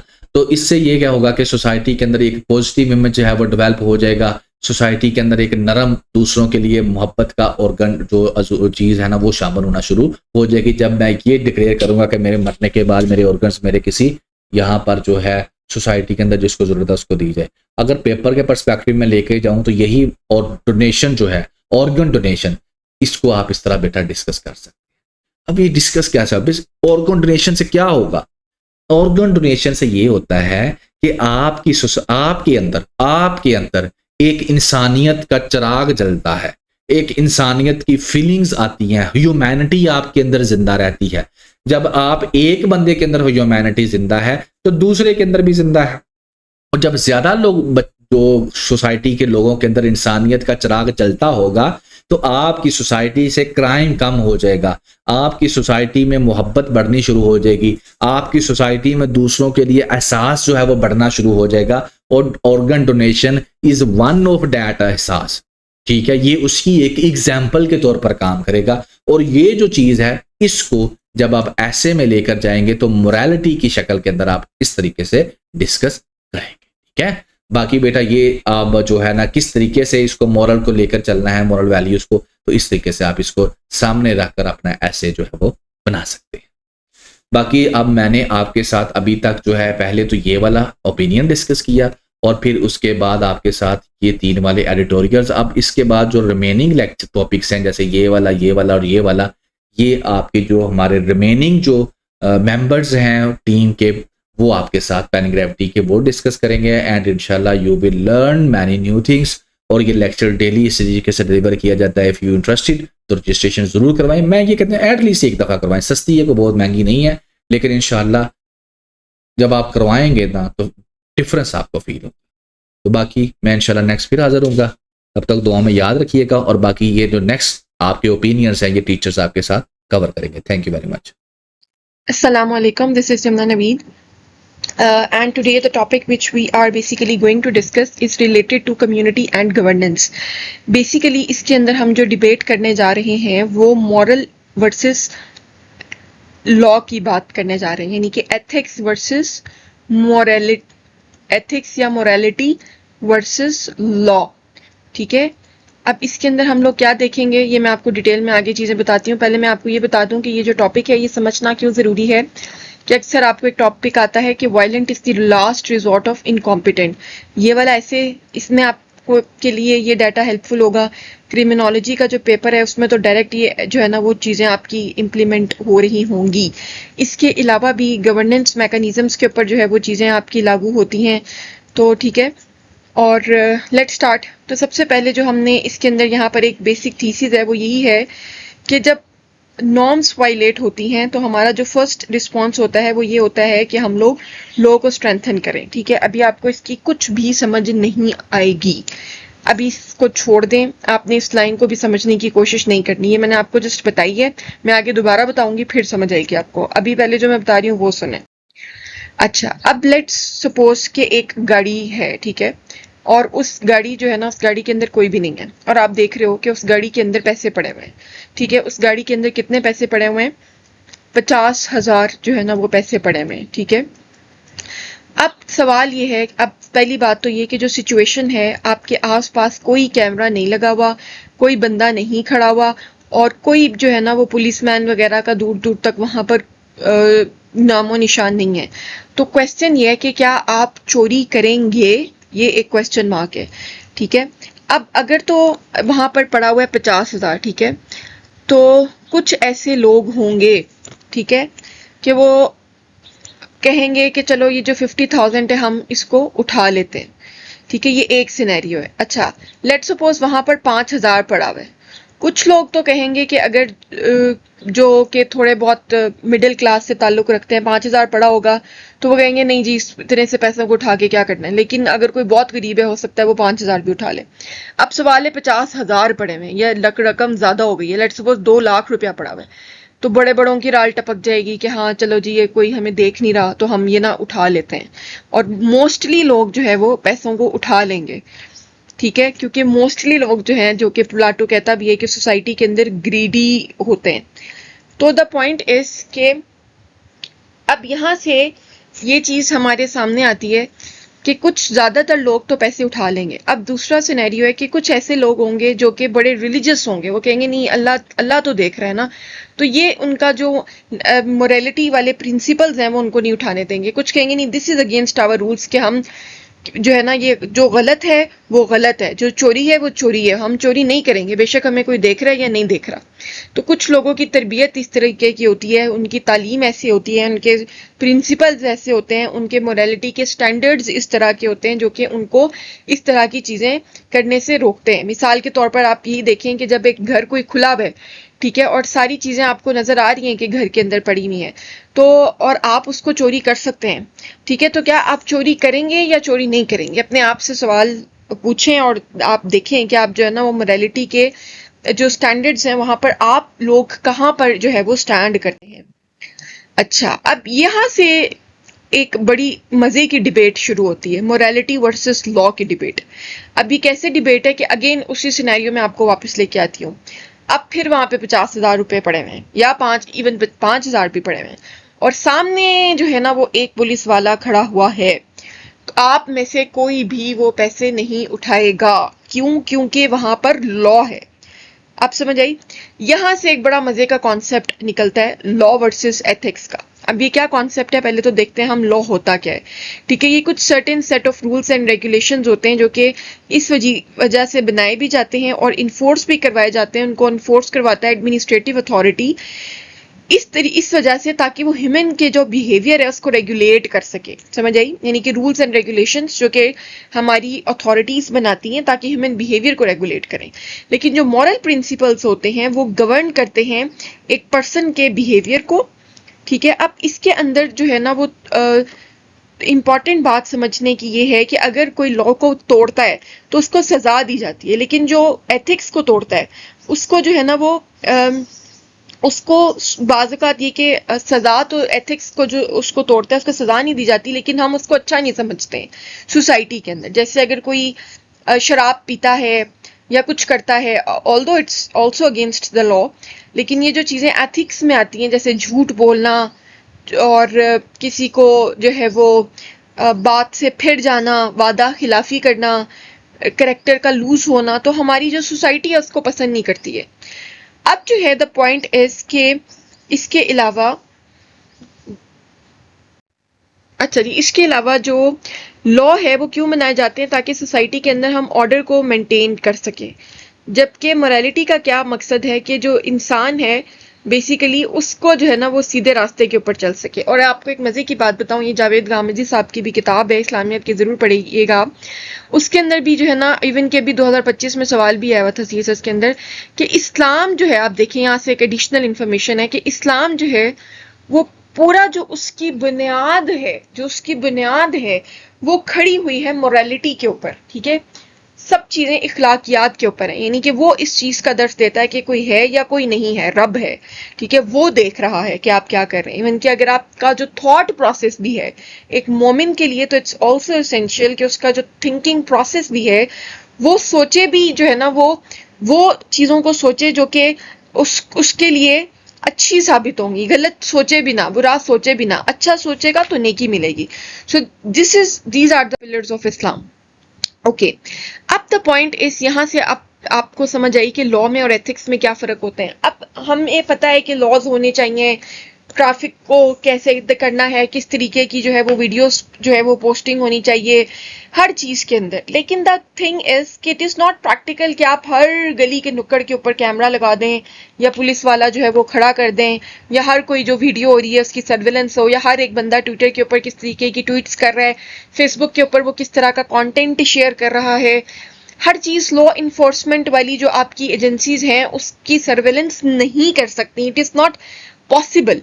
तो अब यहाँ से क्या जो है वो कॉन्सेप्ट जन्म लेता है एथिक्स का और नॉर्म्स का, यानी कि एक जो माशरे की जो है वो नॉर्म्स हैं वो चीजों को रूल करती हैं। अब लेट सपोज अब जो लोग हैं कम्युनिटी के अंदर, अगर वो फेसबुक के ऊपर या किसी भी जगह के ऊपर वो इस तरह का कंटेंट जो है वो शेयर करते हैं जो लेट सपोज एडल्ट कंटेंट है, ठीक है, तो लोग उनको पसंद नहीं करेंगे because it is against our traditions to post such kind of things, even to be indulge in some such kind of things. तो यहाँ पर क्या चीज रेगुलेट कर रही है? नॉर्म्स रेगुलेट कर रही है। ठीक है, अगर आप देखें कि कोई भी इंस्टा पे कोई इस तरह का पेज होता है जो कि इस तरह की टैबू हरकतें करते हैं या बातें करते हैं जो कि अगेंस्ट है चीजों के, let's suppose if someone is even talking about free mixing और समथिंग, तो सारा जो है वो हमारा जो सोसाइटी है वो उसके अगेंस्ट हो जाएगा, क्योंकि वो this is against our norms, ये हमारी नॉर्म्स ही नहीं है। तो द पॉइंट इज, यहाँ पर अब आपको फर्क समझ आया होगा कि नॉर्म्स के दरमियान में या एथिक्स के दरमियान में और लॉज में क्या फर्क होता है। तो द पॉइंट इज कि जो हमारे लॉज होते हैं ये सोशियोलॉजी के हवाले से भी बड़ा एक अहम आपका जो है ना वो पूरा का पूरा चैप्टर है। ये आपको वहां पर भी ये कॉन्सेप्ट्स बहुत हेल्प करेंगे। एंड आप जब पेपर्स दे के निकलेंगे ना तब आपको समझ आएगी कि ये वाले जो आप लेक्चर्स ले रहे होते हो आपको कहाँ कहाँ किस किस सब्जेक्ट के अंदर ये हेल्प कर सकते हैं, आपको पहले समझ नहीं आ रही होती। अच्छा, लॉज जो है वो बेसिकली रूल्स होते हैं जो कि लिखे हुए होते हैं, उनमें पनिशमेंट होती है, जबकि एथिक्स जो है वो अनरिटन होते हैं, गाइडलाइंस होते हैं, इनफॉर्मल होते हैं, पनिशमेंट भी उनकी इनफॉर्मल होती है, जैसे लोग आइसोलेट कर देते हैं। ठीक है, और दिस इज द पॉइंट, ये आपको आई होप से समझ आ गई होगी कि लॉ इन्फोर्समेंट का पॉइंट और एथिक्स का पॉइंट, और कि किस तरीके से जो एथिक्स हैं बेसिकली वही मोस्टली चीज़ों को गवर्न कर रहे होते हैं और अक्सर उन्हीं की बेसिस के ऊपर हमारे लॉस भी बन रहे होते हैं। ठीक है, जैसे जना का कॉन्सेप्ट है जो कि हमारी सोसाइटी के अंदर है, लेकिन अगर आप वेस्टर्न सोसाइटी में देखेंगे तो इसका कोई इवन लॉ भी नहीं होगा। ओके, आगे हम चलते हैं हाइपोथेटिकल मॉरल टेस्ट के ऊपर। वो I have already tell you, जो कि आप अपना भी टेस्ट करें और बल्कि बताएं कि आप जो है ना वो आप क्या करेंगे अगर इस तरह की कोई सिचुएशन होगी। तो आगे चलते हैं type of society we want. ठीक है, हम क्या चाहते हैं कि हम ये सोसाइटी, एक आइडियल सोसाइटी क्या होगी? एक आइडियल सोसाइटी होगी कि वहाँ पे कोई चोरी ना हो, कोई जो है वो पिक पॉकेटिंग ना हो, कोई किडनैपिंग ना हो, कोई बैक बाइटिंग ना हो, तो और कोई इस तरह का एडल्ट कंटेंट ना शेयर किया जाए। ये हम सब इस तरह की सोसाइटी जो है वो चाहते हैं। लेकिन हम भी अगर हम देखें तो हम जब भी क्रिटिसिज्म करते हैं तो हम कहते हैं कि पुलिस की गलती है, लॉ इन्फोर्समेंट एजेंसीज की गलती है, हुकूमत क्या करे, हम हर चीज़ हुकूमत को ब्लेम करना शुरू कर देते हैं, जबकि ये नहीं देखते हैं कि कुछ चीज़ों के अंदर, इन छोटी छोटी चीज़ों में ये हमारी अपनी मॉरल रिस्पॉन्सिबिलिटी भी है कि चीज़ें जो है वो किस तरीके से जो है वो जा रही हैं। ठीक है, तो एक कहते हैं ना अफराद के हाथों में है अक़वाम की तकदीर, हर फर्द है मिल्लत के मुकद्दर का सितारा। तो ये हर फर्द की रिस्पॉन्सिबिलिटी है कि वो किस किस्म की जो है वो चीज़ें कर रहा है। अगर एक बंदा अपना मोरालिटी को चेक करना शुरू कर दे, तो वो हर एक बंदा अगर माशरे में करना शुरू कर दे, तो वो माशरा कैसे हो सकता है कि वो तरक्की ना करे। अब जो हमारे पास वो कौमें जो तरक्की करती हैं, वो किन पे फोकस करती हैं? वो फोकस करती हैं नॉर्म्स के ऊपर, यानी कि वो इखलाकियात को कल्टीवेट कर देती हैं अपनी मुआशरे के लोगों के अंदर। जैसे कि यूरोप है, जैसे कि जापान है, कि वहाँ के जो लोग हैं, जो मोरालिटी है ना, उनके अंदर आपको नजर आती है। ठीक है, जैसे पाकिस्तान आप बाहर भी जाए ना, तो आप पाकिस्तानियों के बारे में ये तस्वुर किया जाता है कि हर चीज में ये 2 नंबरियां हैं। दूध के अंदर पानी ये डालेंगे, चोरी या घपला जहां पे हो सकता है ये करेंगे, क्योंकि वो मोरालिटी नहीं नजर आती। हालांकि हमारा जो दीन इस्लाम है, वो उसका पूरा का पूरा ढांचा ही इखलाकियात के ऊपर, मॉरल्स के ऊपर जो है वो खड़ा हुआ है। तो ये जो है, ये बड़े एक सैड बात भी है हमारे लिए कि जो वेस्टर्न जो मगरबी तहजीब के लोग हैं, वो इन सब चीज़ों के ऊपर हम ये देखते हैं कि अमल करते हैं, जबकि हमारा अपना दीन इस्लाम जो है वो इन चीज़ों के ऊपर हमें बताता है, लेकिन हम जो है ना, वो मॉरल डिक्लाइन है हमारी कंट्री के अंदर। और हम क्या फोकस कर रहे होते हैं? हम फोकस करते हैं कि हम हमारी इवन के इदारे भी, कि अगर हमने कोई चीज़ इन्फोर्स करवानी है तो हम फिर बाय फोर्स इस्तेमाल कर रहे होते हैं। तो जैसे मैंने आपको बताया था ना कि इसमें आपको ऐसे में भी यू कैन राइट थिंग्स, एक ऐसे आता है आपको कि violence is the last resort of incompetent, the use of force से भी रिलेटेड आता है कि वीक यूज फोर्स, कुछ इस तरीके का जो है वो ऐसे है। लेकिन ये एक आपको पॉइंट मैं बता रही हूँ कि जो weak people they often use forces. तो वायलेंस क्यों लास्ट रिजॉर्ट है? क्योंकि जो हमारी हुकूमत है वो फेल हो चुकी है। अब again look, I am blaming और हुकूमत, but we as a country have failed to basically incorporate moral values in people. ठीक है, तो हम ये चाहते हैं कि वो एक्सटर्नल कोई चीज़ हो, कोई हमें मारे या कोई हमें फाइन दे, कोई पेनल्टीज पड़े, तो हम खुद ही ठीक हो जाएंगे। आपको याद होगा कि कब से हुकूमत जो है, जब वो कही थी कि लाइसेंस बनवाए, किसी ने भी नहीं बनवाया। जब उन्होंने फाइन लगवाया, लाइसेंस बनना शुरू हो गए। कब से जो है वो हमें कहा जा रहा था कि जी आपने जब ट्रैवल करना है, आपने हेलमेट लगा के ट्रैवल करना है, no one cared about it. But जब उसके ऊपर जो है वो फाइन लगना शुरू हुआ, लोगों को रोकना शुरू किया, तो लोग भी उसको फॉलो करना शुरू हो गए। तो एज ए नेशन हम लोग जो है ना वो इस चीज़ के आदी हो चुके हैं कि हमने जो है ना वो, जब तक उसके ऊपर कोई पेनल्टी नहीं पड़ती, तो हम लोग जो है ना वो इस चीज़ को कंटिन्यू नहीं कर रहे होते। हम लोग जो है ना वो लातों के भूत बन चुके हैं। तो हालांकि जो ये चीज़ है, दिस इज़ नॉट सस्टेनेबल। ठीक है, ये हमेशा के लिए आप एक बच्चे को मार मार के अब आप उसकी तरबियत नहीं कर सकते हो। कब तक आप उस बच्चे को मारोगे? जो सस्टेनेबल तरीका है, जो लॉन्ग लास्टिंग तरीका है, वो यही है कि आप बच्चे की तरबियत ऐसे कर दो कि वो खुद से ही चीज़ों को जो है वो ठीक करना शुरू कर दे। आप उसकी हैबिट्स इस तरह की डेवलप कर दो। एक बच्चा जिसकी आप एज अ माँ बाप, जब एक बच्चे की जो है वो हैबिट इस तरह की डेवलप होंगी कि उसने सुबह जल्दी उठना है, उसने झूठ नहीं बोलना है, उसने जो है वो शेयरिंग करनी है, उसने टाइम के ऊपर जो है वो सोना है, उसकी हेल्दी ईटिंग हैबिट्स होंगी, तो वो एक ऑटो पे चला जाएगा। आफ्टर अ सर्टेन टाइम उसकी हैबिट ही इस तरीके की बन जाएगी। तो इंस्टेड ऑफ जो है ना वो फोर्स को इस्तेमाल किया जाए, इस चीज़ की ज़रूरत है कि मोरालिटी को इनकॉर्पोरेट किया जाए। जैसे कि अब आप देखते हैं कि पाकिस्तान के अंदर भी 9 मई के वाक़यात को अगर आप उठाकर देख लेते हैं, तो अगेन आपको यूज़ ऑफ फोर्स नज़र आता है। आप मीडिया के पर्सनल्स के ऊपर देखते हैं कि आपको यूज़ ऑफ फोर्स नज़र आता है। आप ट्विटर के बैन होने को देखते हैं कि यूज़ ऑफ फोर्स नज़र आता है। तो ये शो करता है कि रिट ऑफ द स्टेट को नाफिज करने के लिए जो हमारे लोग हैं हुकूमत के, वो क्या करते हैं कि वो फोर्स का इस्तेमाल करते हैं, वो प्लेटफॉर्म्स को भी ब्लॉक कर देते हैं। And the same thing also applies in our neighboring country India, जहाँ पर जो ये रिसेंट एपिसोड है कॉन्फ्लिक्ट का between Pakistan and India, and we have observed that lot of channels were blocked there. ठीक है, तो वहाँ पे फ्रीडम ऑफ जो एक्सप्रेशन है उसका जो है वो गला घोट दिया जाता है। इवन के जो वहाँ का बिहार है, वेस्ट बंगाल है, ठीक है, तो वहाँ पर भी जो है वो फ्रीडम ऑफ एक्सप्रेशन की ये बड़े जो है वो सीरियस इश्यूज हैं। तो ये सब शो करवाता है कि जो है ना वो इनकॉम्पिटेंसी को शो करता है, हमारी हुकूमत की इनकॉम्पिटेंसी को शो करता है, जहाँ पर भी फोर्स का इस्तेमाल होता है। तो द पॉइंट इज कि अगर हम जितना ज़्यादा रिलायंस करेंगे इनके ऊपर, के लॉ होने चाहिए, उतनी ज़्यादा जो है ना, इसका मतलब है कि हमारी जो नॉर्म्स हैं वो वीक पड़ती जाएंगी। ठीक है, यानी कि हमारी नॉर्म्स की तो कोई वैल्यू नहीं है ना, अगर कोई मारपीट हो जाएगी उसके ऊपर तो ठीक है, अदरवाइज नॉर्म्स को कंसीडर नहीं होता है। तो उतनी ज़्यादा जो है ना चीज़ें सस्टेनेबल नहीं होंगी, बल्कि वायलेशंस उतनी ज़्यादा बढ़ेगी। ठीक है, अगर हम फोर्स के ऊपर रिलायंस करते हैं, और ये शो करेगी कि एक जो नेशन है वो एक वीक नेशन है। यहाँ से आपको समझ आई कि जितनी ज़्यादा जो है वो लॉ के ऊपर डिपेंडेंस होगी, उतनी ज़्यादा क्या होगी, नॉर्म्स वीक होंगी। जितनी नॉर्म्स वीक होंगी, वायलेशंस उतनी ज़्यादा बढ़ेंगी, और उतना ज़्यादा जो है ना वो हमारी जो नेशन है उसकी प्रोग्रेस नीचे की तरफ जाएगी। तो ये एक डेंजरस साइकिल है, और इस साइकिल में विशियस साइकिल है, इसमें ये चलता रहता है, इससे निकलना मुश्किल होता है।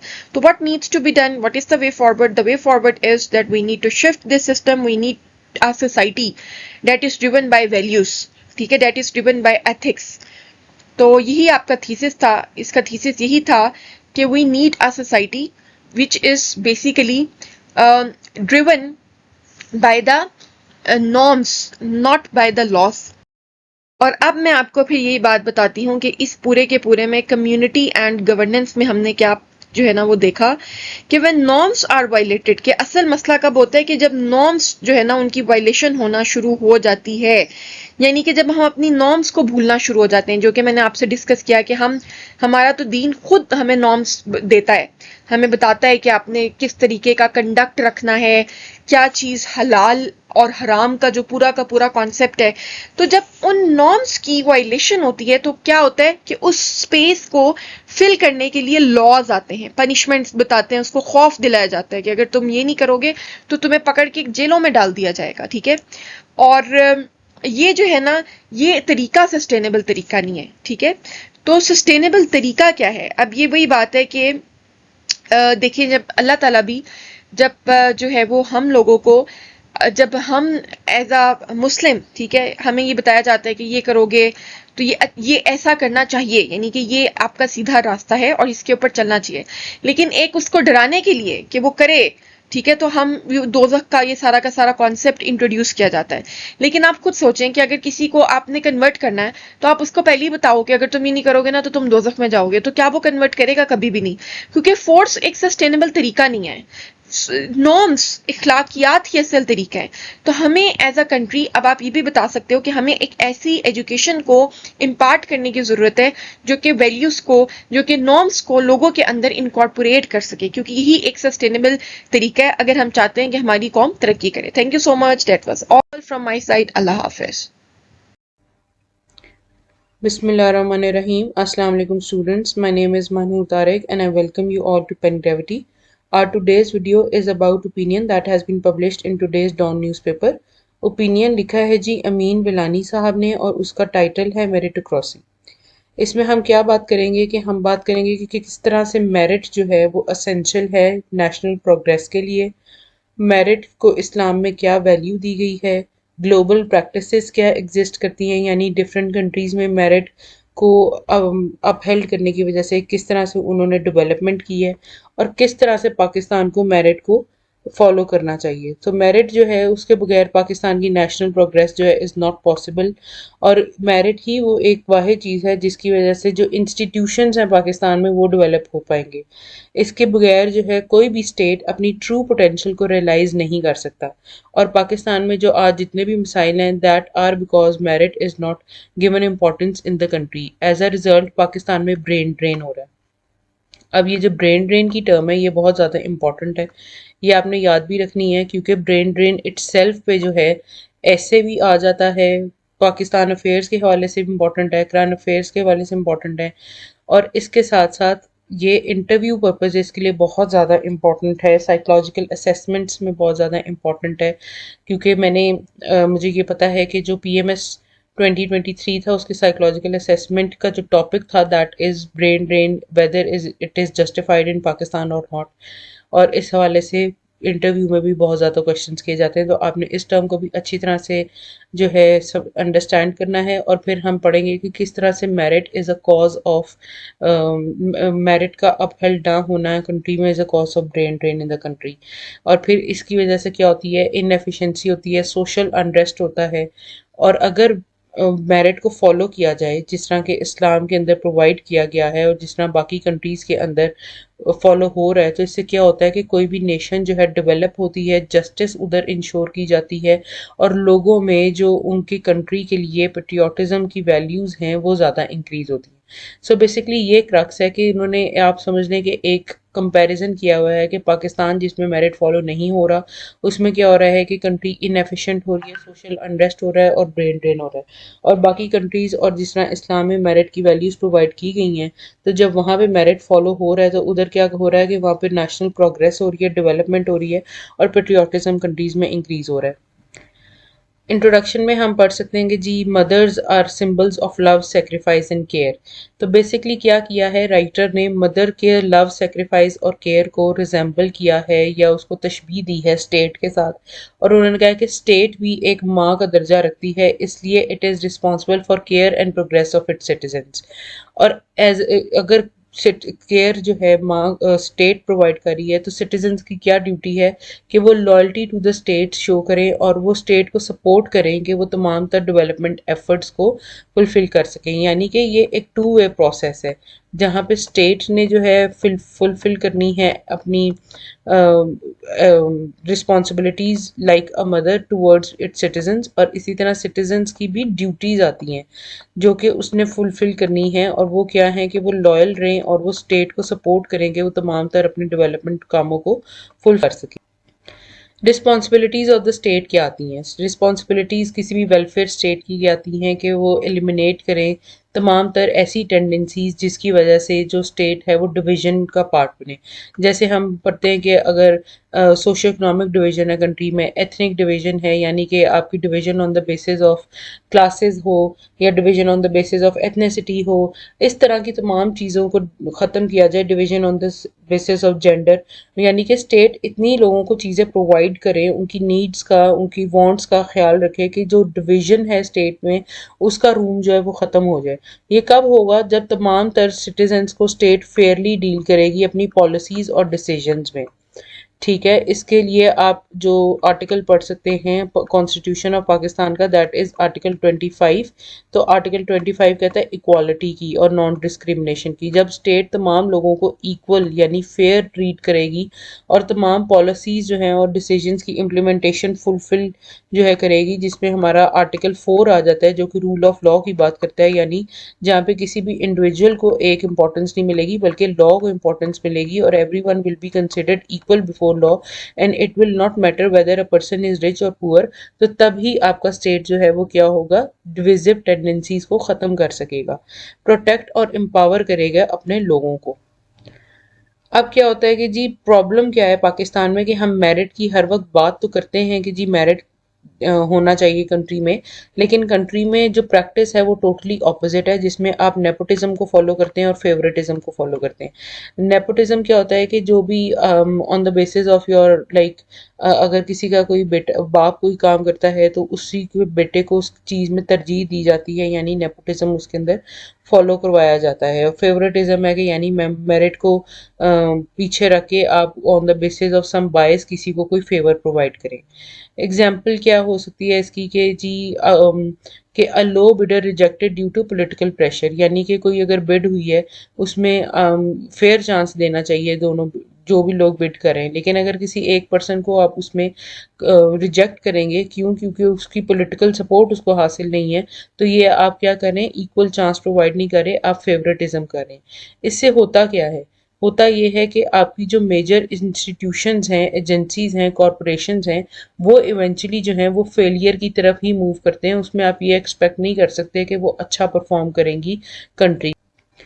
अब कॉन्सिक्वेंसेस क्या होते हैं जब आप मेरिट को इग्नोर करते हैं? ब्रेन ड्रेन होता है। ब्रेन ड्रेन से क्या मुराद है? ब्रेन से मुराद है तमाम पढ़े लिखे लोग ड्रेन उनका पाकिस्तान छोड़ के दूसरे मुल्क में चले जाना। अब आपको पता है कि पाकिस्तान में तकरीबन पिछले 2-3 सालों में 8 से लेके 15 लाख लोग ऐसे थे जो कि नौजवान लोग थे, जो कि पढ़े लिखे टैलेंटेड यूथ थी। They migrated to other countries, यानी उन्होंने पाकिस्तान से पढ़ लिख कर यहाँ पे रहने के बजाय उन्होंने अब्रॉड मूव करने को तरजीह दी है। क्यों? क्योंकि बेटर अपॉर्चुनिटीज़ उनको बाहर मिलती हैं। तो टैलेंटेड इंडिविजुअल्स का जब अपनी कंट्री को छोड़कर दूसरी कंट्री में चले जाते हैं तो उसको ब्रेन ड्रेन की टर्म को कहा जाता है। सेकंड है कि जी जब मेरिट को इग्नोर किया जाएगा तो एक्सट्रीमिज्म कंट्री में बढ़ जाएगा। क्यों बढ़ जाएगा? क्योंकि फ्रस्ट्रेटेड लोग जो हैं वो इंक्रीज हो जाएंगे, जॉबलेस यूथ पैदा होगी। जब बहुत ज़्यादा जो क्वालिफाइड लोग हैं उनको मेरिट पे नहीं लेकर आया जाएगा जॉब्स में या डिफरेंट चीज जगहों पे उनको अकोमोडेट नहीं किया जाएगा तो उनमें फ्रस्ट्रेशन इंक्रीज होगी। जब फ्रस्ट्रेशन इंक्रीज होगी तो वो एक्सट्रीमिज्म का रास्ता अपनाएंगे। आपकी गवर्नेंस इम्पैक्ट होगी। इनएफिशिएंट पीपल जो हैं they will hold the key positions, इसलिए आपकी जो गवर्नेंस के मैटर्स हैं वो काफ़ी हद तक तबाह बर्बादी की तरफ जाएंगे। और इस सब का एक कॉन्सिक्वेंस क्या होगा कि आपकी नेशनल डेवलपमेंट जो है कंट्री की वो इम्पैक्ट होगी। आप पीछे रहेंगे बाकी कंट्री से जो कि इंटरनेशनली या ग्लोबली अच्छा परफॉर्म कर रहे हैं। कोटा सिस्टम एंड सिफारिश कल्चर पाकिस्तान में चलता है, जिसमें हम देखते हैं कि जो कोटा सिस्टम की वजह से जो मीडियोकर लोग हैं, यानी जो कि इतने टैलेंटेड या इंडिविजुअल नहीं है, उनको इम्पोर्टेंस दी जाती है ऑन दोज इंडिविजुअल्स जो कि मेरिट पे फॉल कर रहे होते हैं। एक तो पाकिस्तान के सिस्टम में ये प्रॉब्लम है। सेकंड प्रॉब्लम हमारे पास क्या है जी? सिफारिश की प्रॉब्लम है। अब आपको पता है कोटा सिस्टम में अगर सीएसएस में भी अगर हम देखें तो पंजाब के जो स्टूडेंट्स होते हैं उनका अक्सर जो है मेरिट नंबर भी ज़्यादा होता है फ्रॉम स्टूडेंट्स जो कि दूसरे सूबों से बिलोंग करते हैं, लेकिन वो फिर भी रिजेक्ट कर दिए जाते हैं या वो अनएलोकेटेड रह जाते हैं। क्यों? क्योंकि उनकी नंबर ऑफ़ सीट्स ख़त्म हो जाती हैं। और ऐसे स्टूडेंट्स या ऐसे लोग जो कि बहुत नीचे होते हैं मेरिट पे, वो सिर्फ पेपर पास करने की वजह से अच्छी अच्छी पोस्ट पे जिस तरह पैस पुलिस में एलोकेट हो जाते हैं ओनली बिकॉज ऑफ मेरिट। सिफारिश में क्या है जी? सिफारिश की वजह से आपके इंस्टीट्यूशंस वीकन होते हैं, डिमोरलाइज होती हैं डिजर्विंग कैंडिडेट्स। यानी कि जो आप एक अच्छे स्टूडेंट या एक अच्छे कैंडिडेट की पोजीशन हासिल कर लेते हैं अपना कोई लिंक इस्तेमाल करके, तो इससे क्या होता है कि जो डिजर्विंग बंदा होता है, कैंडिडेट होता है, एस्पिरेंट होता है, उसकी पोजीशन ले ली जाती है। वो डिमोरलाइज होता है जब, तो उसमें एक्सट्रीमिज्म और एक्सट्रीमिस्ट टेंडेंसीज जो हैं वो और इंक्रीज होती हैं। रिफॉर्म्स एंड रीसेंट स्टेप्स अभी तक क्या किया गया जी? पंजाब में क्या हुआ कि गवर्नमेंट ने फॉर्म किया एक सर्च कमेटी जिसमें उन्होंने इंश्योर किया कि मेरिट को इंश्योर करवाया जाए। फिर स्टेप लिए गए टुवर्ड्स ट्रांसपेरेंट रिक्रूटमेंट। और अभी ज़रूरत किस बात की है कि इस सब को नेशन वाइड यानी पूरे पाकिस्तान के ऊपर अप्लाई किया जाए। होना क्या चाहिए कि जो हर डिसीजन को मेरिट के ऊपर बेस होना चाहिए और आपके कनेक्शंस पर्सनल लिंक्स को, there should be no room for these things. Jobs, pay, allowances, talent और अचीवमेंट्स जो है ना उसके ऊपर मुनहसर होनी चाहिए। यानी कि किसी की भी अगर प्रमोशन है तो वो भी आपकी on the basis of your performance होनी चाहिए। अलाउंसेस आपको मिलने हैं तो वो आपकी अचीवमेंट्स की बेसिस पे मिलने चाहिए, ना कि ये कि आपने किस पॉलिटिकल पार्टी को कितना सेटिस्फाई किया है। And there should be no room और space for social class, gender, ethnicity या इस तरह की चीज़ों की कोई भी जो है रूम नहीं होना चाहिए, स्पेस नहीं होना चाहिए डिसीजन मेकिंग में। जब भी आप किसी चीज़ का फैसला करें कि किसी किसी को आपने अपॉइंट करना है तो ना आप उसका जेंडर देखें, ना एथनिसिटी देखें, ना आप ये देखें कि वो किस क्लास स्ट्रक्चर से इंसान बिलोंग करता है। आप बस ये देखें कि उसकी स्किल्स एबिलिटीज़ क्या हैं, वो क्राइटेरिया एलिजिबिलिटी का जो क्राइटेरिया उस पर फुलफिल होता है या नहीं, और इसकी बेसिस पे उसकी एलोकेशन करें या उसकी अपॉइंटमेंट करें। अब क्या होगा कि अगर आप मेरिटोक्रेसी को प्रमोट करेंगे, मेरिटोक्रेसी को प्रमोट करने से सबसे पहले तो जो नेशन है वो एज अ होल फ्लरिश करेगा। क्यों? क्योंकि लोगों में ये जो डिविजिव टेंडेंसीज हैं जिसमें आपका इंतशार आता है, आप में फ्रस्ट्रेशन इंक्रीज होती है, वो नहीं होगी। तो आपकी आपके मुल्क की तरफ पेट्रियाटिज्म जो है वो इंक्रीज होगी। यूथ का क्या होगा कि इट विल फील एम्पावर्ड और प्रोडक्टिव।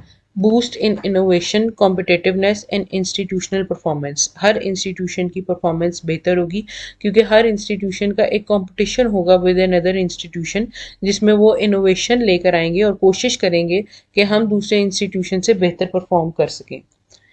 अब हम देखते हैं कि इस्लाम में क्या इम्पोर्टेंस है मेरिट की, और ये जो टॉपिक का ये हिस्सा है ये हम सीएसएस के इस्लामियत पेपर में जब आता है कि what should be the roles and duties of a civil servant या how must they be appointed, इस तरह का सिविल सर्वेंट्स का एक पूरा क्वेश्चन है जो कि इस्लामियत के पेपर में आता है। तो उसमें आप ये पॉइंट्स इस्तेमाल कर सकते हैं और उसमें आप पैरेलल ड्रॉ कर सकते हैं कि किस तरह इस्लाम में हमें क्या प्रोवाइड किया गया है मेरिट के हवाले से और उसके पैरेलल पाकिस्तान में क्या प्रॉब्लम्स एग्जिस्ट कर रही हैं। तो अगर हम इस्लाम की एग्जांपल देखें तो हज़रत मोहम्मद सल्लल्लाहु अलैहि वसल्लम ने कॉम्पिटेंट एबल कंपेनियंस को अपॉइंट करते थे जब भी वो किसी भी पोस्ट या किसी को गवर्नर वगैरह अपॉइंट करते थे। इस्लाम किस चीज़ की बात करता है? इस्लाम बात करता है मॉरल्स की, मेरिट की बात करता है, स्किल्स की बात करता है, फेथ एंड एफर्ट की बात करता है।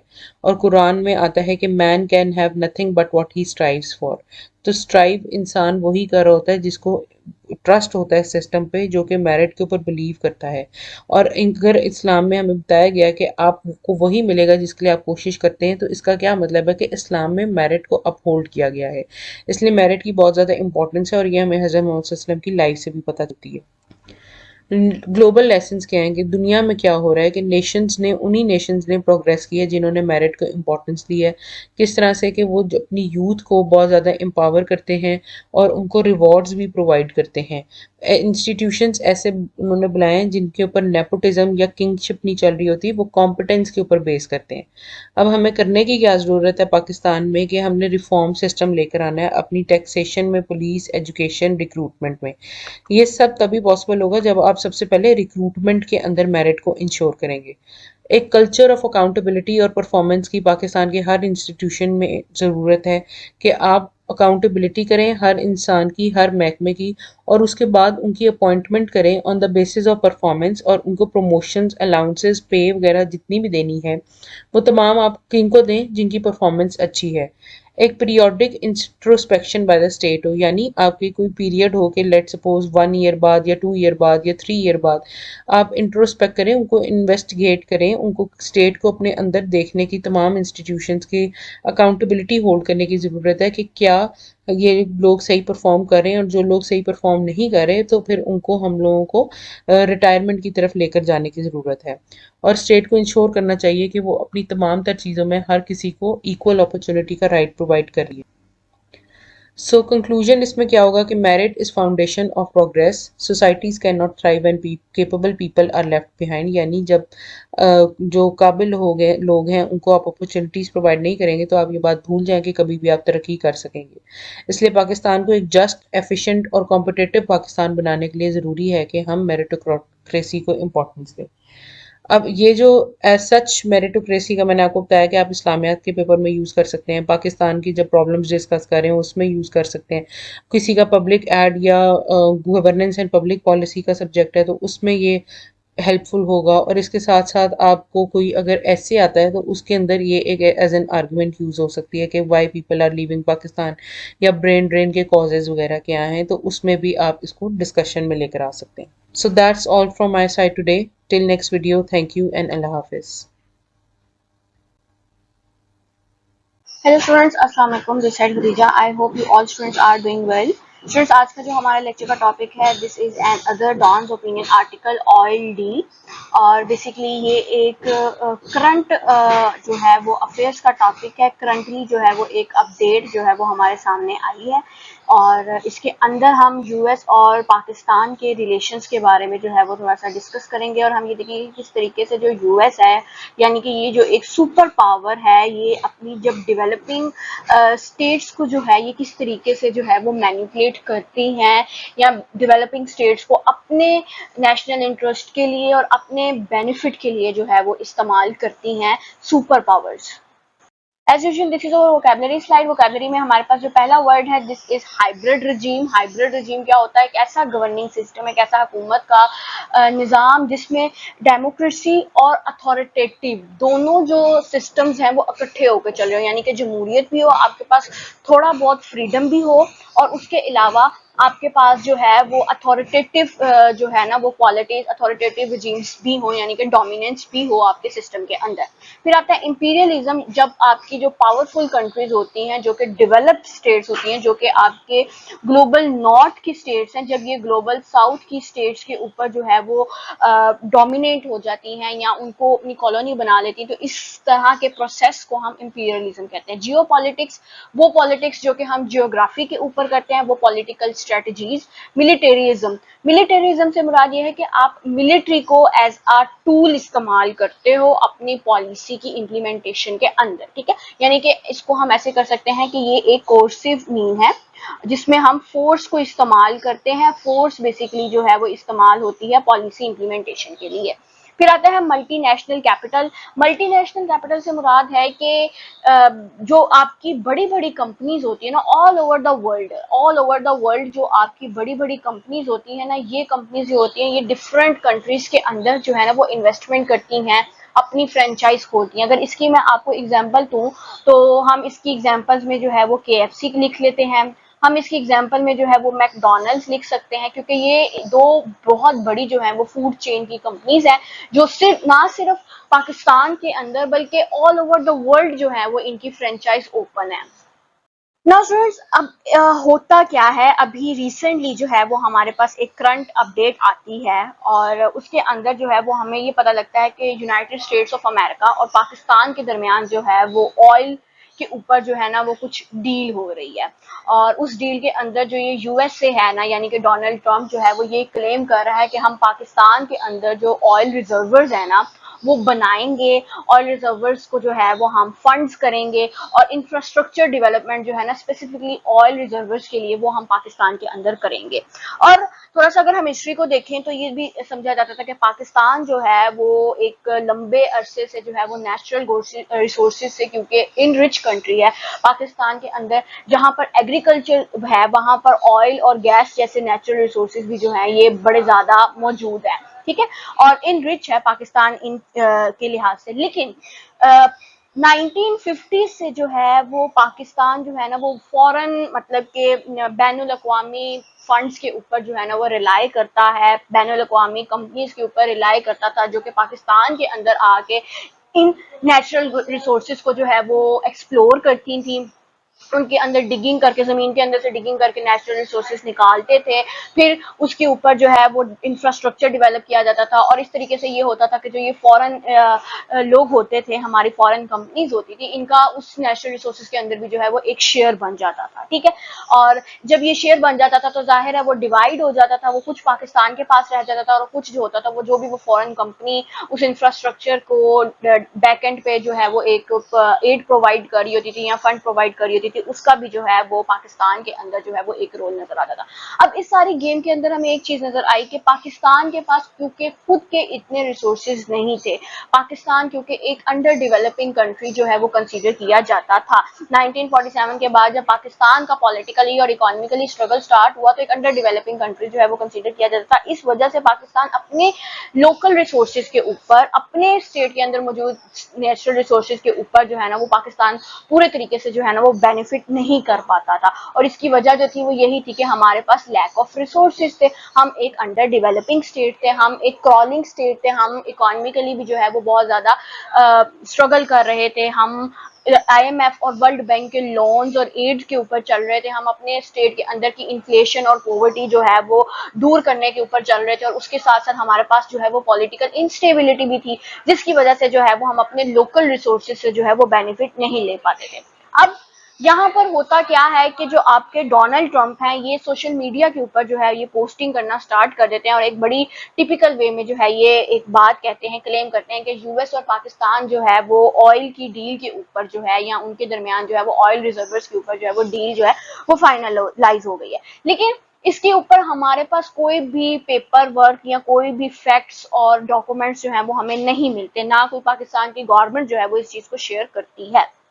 इसके अलावा डोनाल्ड ट्रंप ये भी क्लेम करते हैं कि पाकिस्तान जो है वो आगे आने वाले सालों में जो है वो इंडिया को भी जो है वो ऑयल सेल जो है वो कर सकता है फ्यूचर के अंदर। लेकिन और पाकिस्तानी लीडर्स भी जो है वो इस चीज को जो है वो इस तरह की सोशल मीडिया कंपेन को जो है वो बड़े उस तरीके से जो है मतलब वेलकम करते हैं वार्मली, और कोई बहुत ज्यादा जो है ना वो इस तरह की कंपेन के ऊपर सवालात नहीं उठाए जाते पाकिस्तान के सोशल मीडिया के ऊपर।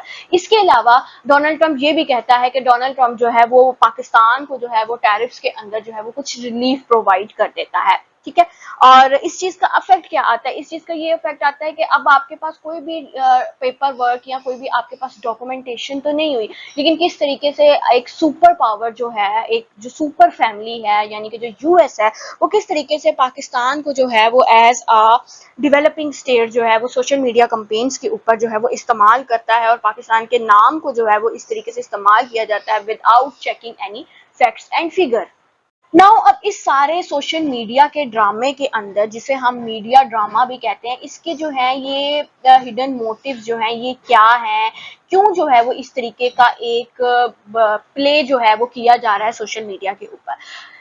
हमें जैसे पता है कि पास्ट में भी जो है, हमारे हिस्ट्री में भी हम ये चीज बहुत ज्यादा विटनेस करते हैं कि जो बिग बिग कंपनीज होती हैं, जो एमएनसीज हैं, वो पाकिस्तान के अंदर आके इस तरह के हमारे नेचुरल रिसोर्सेज को जो है वो एक्सप्लोर करती हैं, फिर उस पर इंफ्रास्ट्रक्चर की डेवलपमेंट की जाती है, और स्पेसिफिकली जो है वो गैस और ऑयल जैसे जो है वो रिसोर्सेज जो है वो एक्सप्लोर हुए।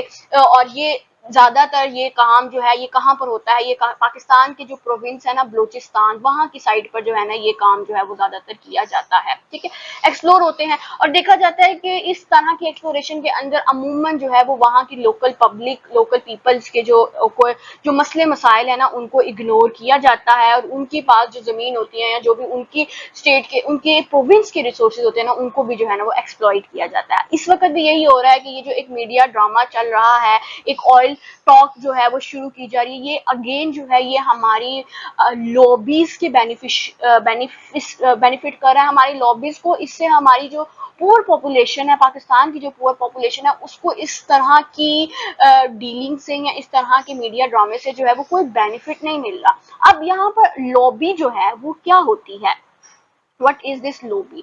बच्चों, अगर हम आसान लफ्जों में कहना तो हम इसको ऐसे कह सकते हैं कि लोबी जो है ना वो बेसिकली एक रूम होता है, जिसके अंदर सारी आपकी इलीट फैमिलीज होती हैं, इलीट फैमिलीज होती हैं जो कि वेल्दी होती हैं, जिनके पास बहुत ज्यादा रेमिटनेस होता है, जिनके पास उनके सिलिकॉन वैलीज के अंदर बहुत ज्यादा जो है वो सिलिकॉन अकाउंट्स होते हैं, और मतलब बहुत जो रिच फैमिलीज होती है ना आपकी स्टेट की, वो बेसिकली जो होती है ना वो एक लॉबी बना लेती हैं, जिसे हम इलीट क्लास भी जो है वो कहते हैं।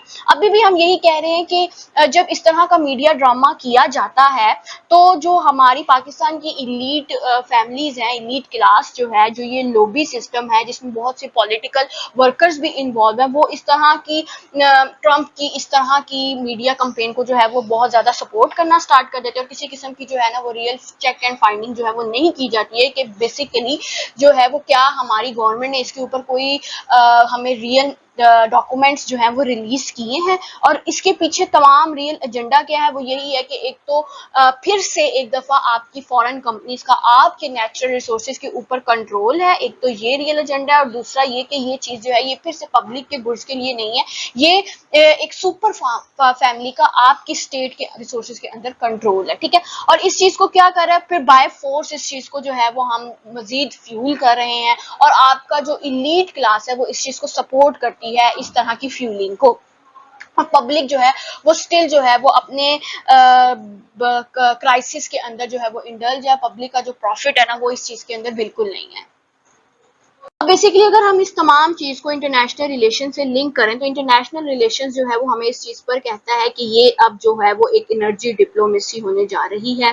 डिप्लोमेसी भी कह सकते हैं आप इसको ये भी कह सकते हैं कि ये अब एक एनर्जी पॉलिटिक्स जो है वो होने जा रही है। और अगर हम थोड़ा सा बैकग्राउंड डिस्कस करें, तो जिस कोल्ड वॉर का टाइम पीरियड था, वहां उस टाइम पीरियड में भी जो है वो ऐसा होता था कि रिसोर्सेज के ऊपर जो है वो पॉलिटिक्स की जाती थी। ऑयल को, गैस को जो है वो एज अ रिसोर्स यूज किया जाता था वर्ल्ड की पॉलिटिक्स को शेप करने के लिए।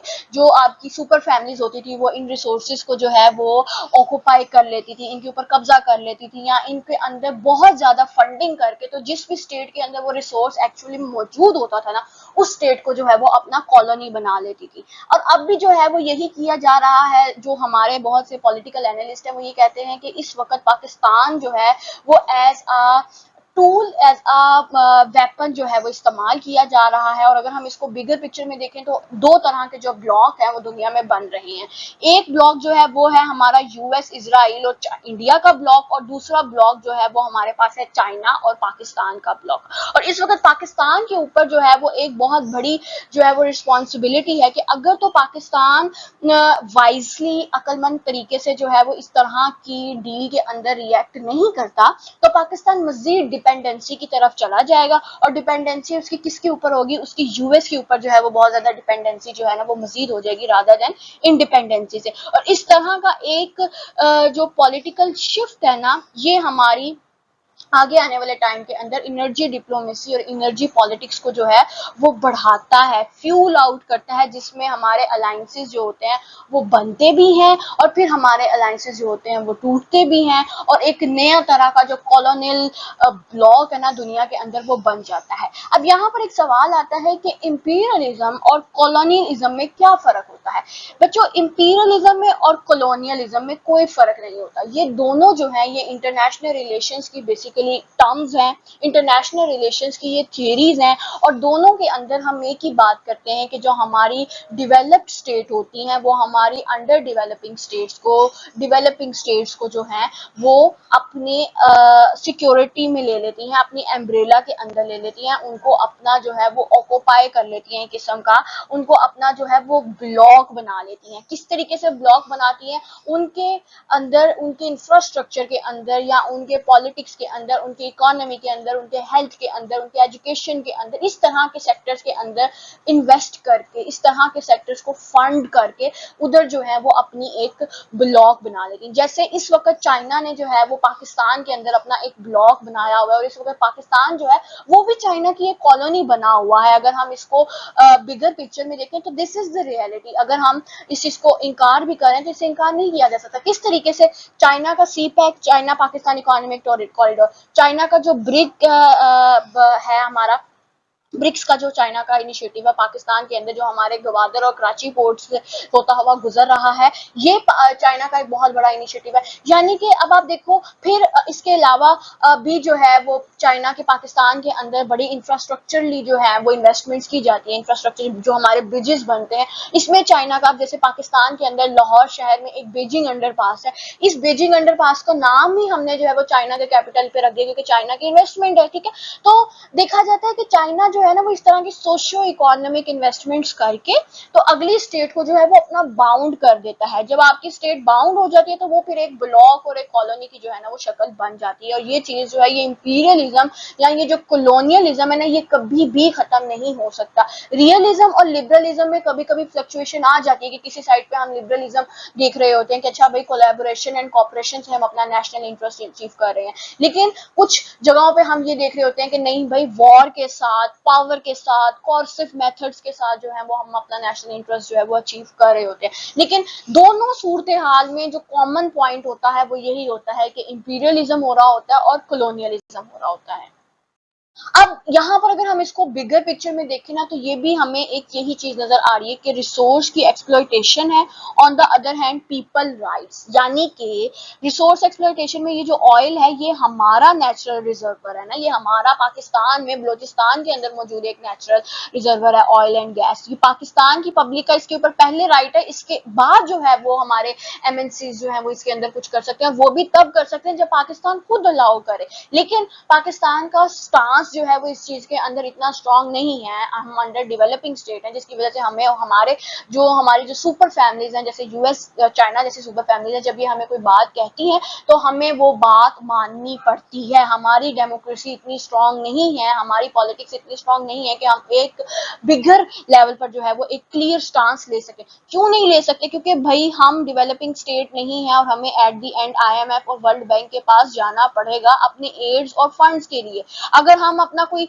एड, लोन्स और फंड्स के लिए अगर हम यहाँ पर जो है वो कोई स्टांस ले लें और फिर कल को इन फ्यूचर हम आईएमएफ और वर्ल्ड बैंक के पास जाएं और वहां पर ये जो सुपर फैमिलीज है यानी कि यूएस है, अगर ये वीटो का इस्तेमाल कर ले तो फिर हमें आईएमएफ और वर्ल्ड बैंक जो है वो एड और लोन्स और फंड्स नहीं देगा। तो फिर हमारे अंदर जो हम एक स्टेबिलिटी की तरफ जा रहे हैं, हम स्टेबिलिटी की तरफ नहीं जा सकते। तो बेसिकली बात यहाँ पर ये हो रही है कि जब आपकी सुपर फैमिलीज आपके रिजर्वर्स को, आपके नेचुरल रिसोर्सेज को एक्सप्लॉइट करना स्टार्ट कर देते तो फिर आपकी पब्लिक के राइट्स एक्सप्लॉइट होते हैं।